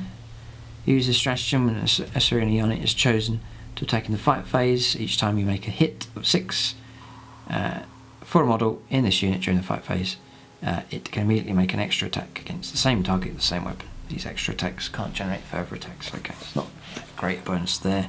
Webway Strike is either 1 command point or 3. Use your stratagem during deployment if you've not used the Cloud Strike stratagem this battle. If you spend 1 command point, you can set up 1 infantry or biker unit from your army in the webway. Instead of placing it on the battlefield, if you spend 3 command points, you can set up 2. Alright, and you have to turn up more than 9 inches away. Okay, if you really need it, you can use up your points that way. My army's usually got about 6, 7 command points, so they're quite tight on them. So you wouldn't want to throw too many away on these stratagems here. The reroll dice. I'm trying to find ones that are better than the reroll of the dice, because that is powerful enough just to get the reroll. Overloaded to energy. Field projectors. Use this stratagem in your shooting phase. It's 1 command point. When you do so, pick a friendly wave serpent, discharge its serpent shield. It can immediately discharge the shield again. Okay. Starhawk missile. 1 command point. Infantry model. Just before an infantry model from your army attacks a unit that can fly with the Eldery Missile launcher, you only make a single hit with this weapon, this phase. However, add 1 to the hit roll. And if it does hit, it's D3 mortal wounds. Okay. Seer Council, 1 command point. Use a stratagem in your psychic phase. If a fast seer is within 6 of a friendly warlock unit, you can add 1 to the result of the psychic tests. Very minor. Yeah. Other codexes ones are more deadly, I think. Fire and Fade. You can use this stratagem after a friendly Asuryani unit shoots in your shooting phase. If you do so, the unit can immediately move 7. If you're at the movement phase, it cannot advance as part of this move. However, it cannot charge in the same turn it does so. Again, quite minor. Runes of Witnessing. There's 2 command points for this one. Use the stratagem at the start of any phase. Select a fast seer from your army. Till the end of the phase, you can reroll all wound rolls 1 for friendly Craftworlds units within 6 of that fast seer. Yeah, not been blown away by these. Get another page of them here because Eldar's a bigger faction. So 2 command points will get you Phantasm. Use the stratagem at the start of the first battle round, but before the first turn has begun, pick up to 3 Asuryani units from your army that are on the battlefield. You can immediately remove them from the battlefield and set them up again, as described in the deployment section of the mission you're playing. If you redeploy a transport, all units embarked inside it remain so when it's set up again. There's 2 command points for that. It's quite handy strategically if you need to go for that one. Tears of Isha. 2 command points. Use the stratagem at the start of your turn. Select a Wraith construct model. Immediately regain D3 lost wounds. Ooh, helpful. Yeah, 2 command points to do it. Could be a crucial point in the game. You need to get those wounds back. So, that one's pretty good. Just two points though, used up. Just difficult. Vol's Might. Use this stratagem in your shooting phase if a support weapon in your army is within 6 inches of another. You can reroll wound rolls of 1 for both support weapons the rest of that phase. Not that great. The avatar here, it's 3 command points. Use discretion in the fight phase if an avatar is slain. Do not remove the model. Roll dice. That's the number of wounds received back. Helpful. Pathfinders then. 1 command point for this one. Use discretion at the start of an enemy shooting phase. Pick an Altiok Ranger unit from your army that is in cover. Attacks that target that unit in this phase will only hit on rolls of 6 irrespective modifiers. Cool. There's only a point for that one. So that one's a good one if you have those Rangers. It's Latok. Court of the Young King. 2 command points. Use discretion at the start of your charge phase. When you do so, pick a BL10. Again, it's for them. Aspect Warrior unit. For your army that contains an Exarch. You can add 2 to the result of the roll to see how far the unit can charge in that charge phase. You can reroll hit rolls of 1 for the unit in the fight phase. If the unit is within 6 inches of the avatar of Cain, the stratagem is used, then add 3 to the charge roll and reroll all failed hit rolls instead. Guided Wraith Sight. 1 command point. Use the stratagem at the start of your turn. When you do so, pick a Linden Spirit Seer from your army and 2 of them. So it's just for them really. To your next turn, the range of the open spirit mark ability is increased from 6 to 12. And the ability allows friendly Wraith Construct units to reroll all failed hit rolls instead of only hit rolls of 1. Okay. Warriors of the Raging Winds. Use this stratagem when a Samhain biker unit advances. The unit can still charge on the same turn and reroll hit rolls of 1 in the fight phase, a bonus for them. Discipline of the Black Guardians. Use this stratagem at the start of your shooting or fight phase. Pick an Orphe Guardian unit from your army. Add 1 to hit rolls made for that unit to start the phase. Yeah, not that blown away by those. There's a couple there okay, but the ability to Tears of Vicious quite helpful. Avatar as well, getting back up, and potential of getting a whole load of wounds back. They're good cards to have on standby, but not that blown away. The one that helps the Fire Prism's pretty helpful as well actually, but other than that it's not that impressive. Okay, so Warlord traits. Here, Ambush of Blades, familiar term. You shall roll a hit roll of 6 or more for a friendly Craftworlds unit within 6 of your Warlord. The arm penetration characteristic of their attack is increased by 1. Cool. Nice. Okay. Easy to forget that one. It's pretty good. The Eye of Distant Events. Cannot fire Overwatch. A Warlord. Falcon's Swiftness. Yeah, 2 to his movement. And you can choose these now. Or roll a dice. Yeah, choose. Yeah, so you can randomise it, or you can roll the dice. Or you can randomise it, roll the dice, or you can just choose. Fate's Messenger. Add 1 to the wounds characteristic of your Warlord. Pretty good. In addition, roll a dice each time he loses a wound on a 6. Doesn't count. Way, way better. Nice. Fate's Messenger is pretty good. Mark of the Incomparable Hunter. Your Warlord can target enemy characters in the shooting phase, even if they're not the closest enemy model. That could be really helpful, that, for assassinating characters. If you can arm your Warlord well, give them decent weapon, that's going to cause trouble. And then Seer of the Shifting Vector. Once per battle round, you can reroll a single hit roll, wound roll, save roll, psychic test, or deny the witch test. Made for your Warlord. Just that. Named characters. Yeah, I mean, for example, if Saint Prince Uriel would receive the Lianden Enduring Resolve Warlord trait. Okay. Okay, yeah. So that's standard ones, and we've got these. Latok, Puritanical Leader. As long as all friendly units within 6 of your Warlord are Altiok units, those units automatically pass morale. Cool, BL10. At the start of your shooting phase, pick a friendly BL10 unit within 3 inches of your Warlord. You can reroll all failed hit rolls for that unit in that phase. Enduring Resolve. Your warlord can attempt to deny one psychic power in each psychic phase. If your warlord is a psychic unit, it can attempt to deny one psychic power more than usual. Okay, Samhain.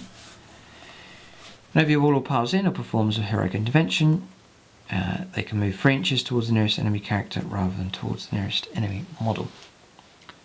In addition, your warlord chooses to target the same enemy character or the close combat attacks. You can add 1 to your warlord's attacks characteristic to the end of the phase. Quite complicated, that one. And then if your army is battle forged and your warlord is on the battlefield, roll a d6 at the start of each turn. Yours and your opponent's. On 6, you gain a command point. Nice, that's good. That's some pretty good ones there. That's them. Remnants of Glory, these relics that you can take now. Colonel's Brow, these are free, by the way, that you just choose one if your army's battle forged. It replaces a shuriken pistol. Becomes range 12. Pistol 1, strength 4. No minus on the AP and 2 points damage. The usual shuriken rules for that.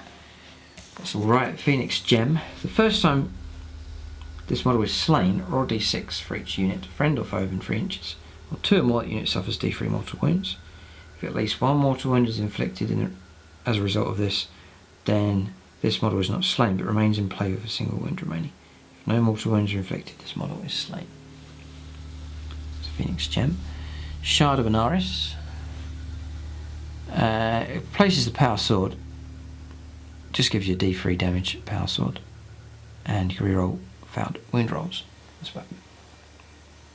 May as well, it's free of charge. So. Felucci's Wing. Infantry model only, the bearer of Felucci's Wing has a move characteristic of 12 and can fly. Is it handy enough taking these? Fire Saber. It's for power sword only. Fire Saber replaces the power sword. You get +1 strength, -4 on the AP. Nice. And each time you wound over 6, there's a mortal wound as well. Bad. Spirit Stone of Anaflan. Bealtan Psyker only. You can reroll any failed psychic tests for the bearer. However, should this result be a second failure, he is overwhelmed by waves of grief and cannot attempt to manifest any more psychic powers this phase. The Shift Shroud of Alancer. It's Altiok only. Your opponent must subtract 1 from the hit rolls for targets that target the bearer in the shooting phase. In addition, during deployment, you can set up this model in a hiding place instead of on the battlefield. At the end of your first movement phase, this model steps out of hiding. So as long as you're more than 9 inches away from that one just there. The Burnished Blade of Eliar, no, or however you pronounce it. Again, it's Bealtan, you've got to have a power sword. It's AP -3, 2 damage. And you get add 1 to your strength and damage characteristics if it's against orcs. A Citronome of Leanden, not sure that's said. For the Psyker for them, once we're battle at the start of the fight phase, you can declare this model will activate this relic.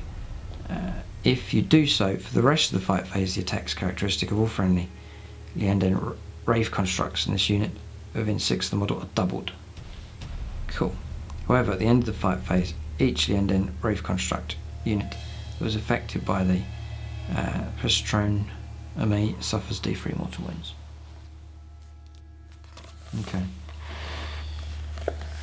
The Naval Lance of Samhain, so that's for Samhain. Special Lance here. Just seeing what the difference is. Just a straight 2 damage on this one. And the attacks of this weapon in the fight phase are made at strength 8 if the bearer charged in the same turn. In addition, you can, if the wound roll from attack with this weapon is 6, you add 2 to the damage inflicted by that attack. The Ghost Helm of Alishazer, the bearer adds +1 to any psychic test attempting to manifest Smite. That's just Smite, so it's pretty tame. Blazing Star of Vol. Models with a shuriken pistol or shuriken catapult only. 1 shuriken weapon carried by the model is a Blazing Star of Vol. Add 2 to the number of attacks the weapon can make. Straightforward. Okay, and then a Shimmer Plume of Akil Riel. -1 from all hit rolls that target this model. It's all target. That is it for them. So the last section really is psychic powers. So you've Farseers on this side, Warlock Conclave, for example, on this side. So we'll weigh up the two, which one to go for. I think the Farseer powers better, but we'll see. We'll see which ones are better. So here, this is going like, say if you're going for Warlock start psychic powers, you get, remember you can pick these now. They've done 6 of them for each. So this has opened it all out for the Eldar now with their psychic powers. So conceal and reveal. It's walk charge value of 6, so easy enough. Infantry or bikers within 18. The opponent must subtract 1 from hit rolls. Or you can go for reveal. You get the save and throw for being in cover. So slight bonus. Embolden and horrify. Walk charge value of 6. You get +2 leadership. Again, range 18. Choose a unit. Horrify, your opponent must subtract 1 from their leadership of that unit into next psychic phase. So it's that. Enhance and drain. Walk charge value of 7. Enhance, bikers and infantry within 18 again. Add 1 to hit rolls in the fight phase. Made for that unit to your next psychic phase. And then drain. Choosing a unit within 18, your opponent must subtract 1 from the hit rolls in the fight phase. Okay, so all quite small bonuses here. It's helpful enough, but quite small. Protect and then jinx. It's number 4. So again, warp charge value of 7. Protect. Infantry or bikers within 18. Add 1 to the saving throws made for that unit into the next psychic phase. That's really good. That's fantastic. Protect is brilliant. You know, so you got Wraithguard. Play that power.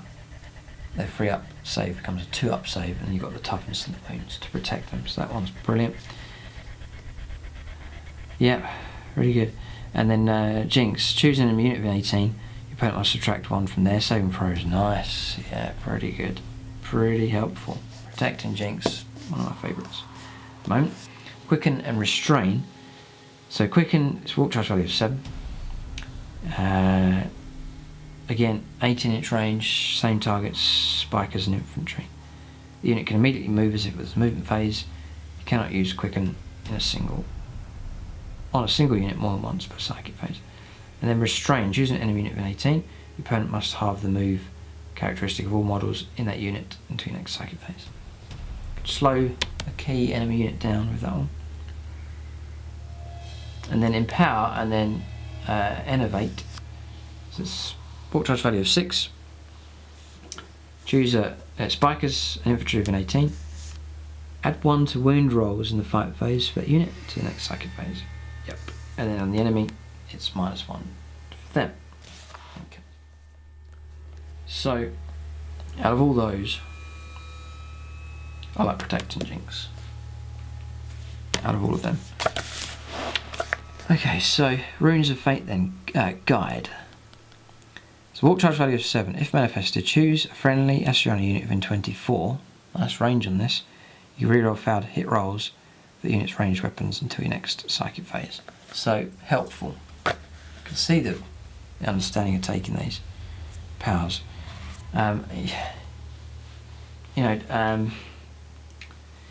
Eldrad's an appeal, because you can manifest 3 different powers. You want to work your way through these, try and get the most out of your psychic phases with the Eldar. So there's that.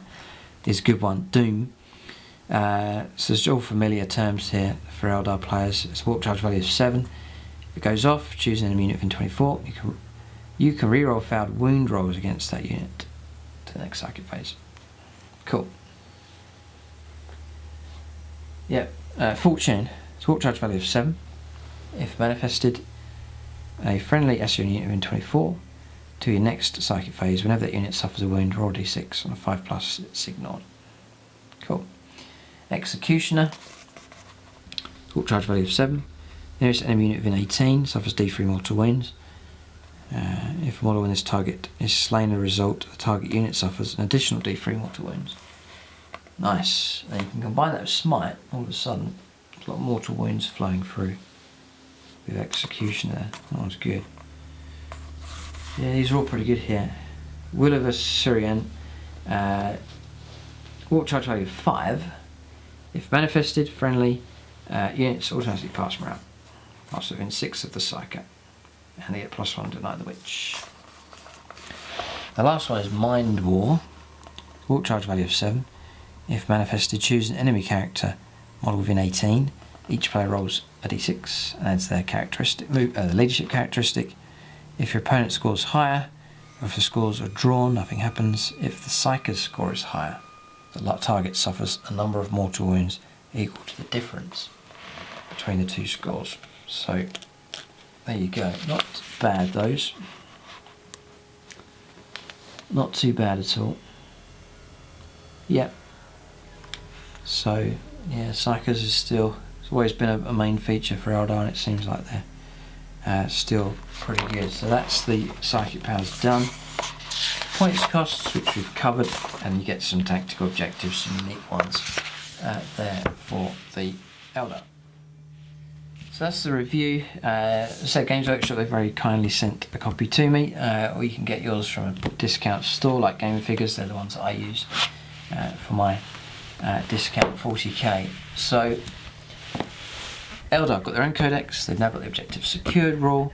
They've got access to all the unique traits for the different craft worlds.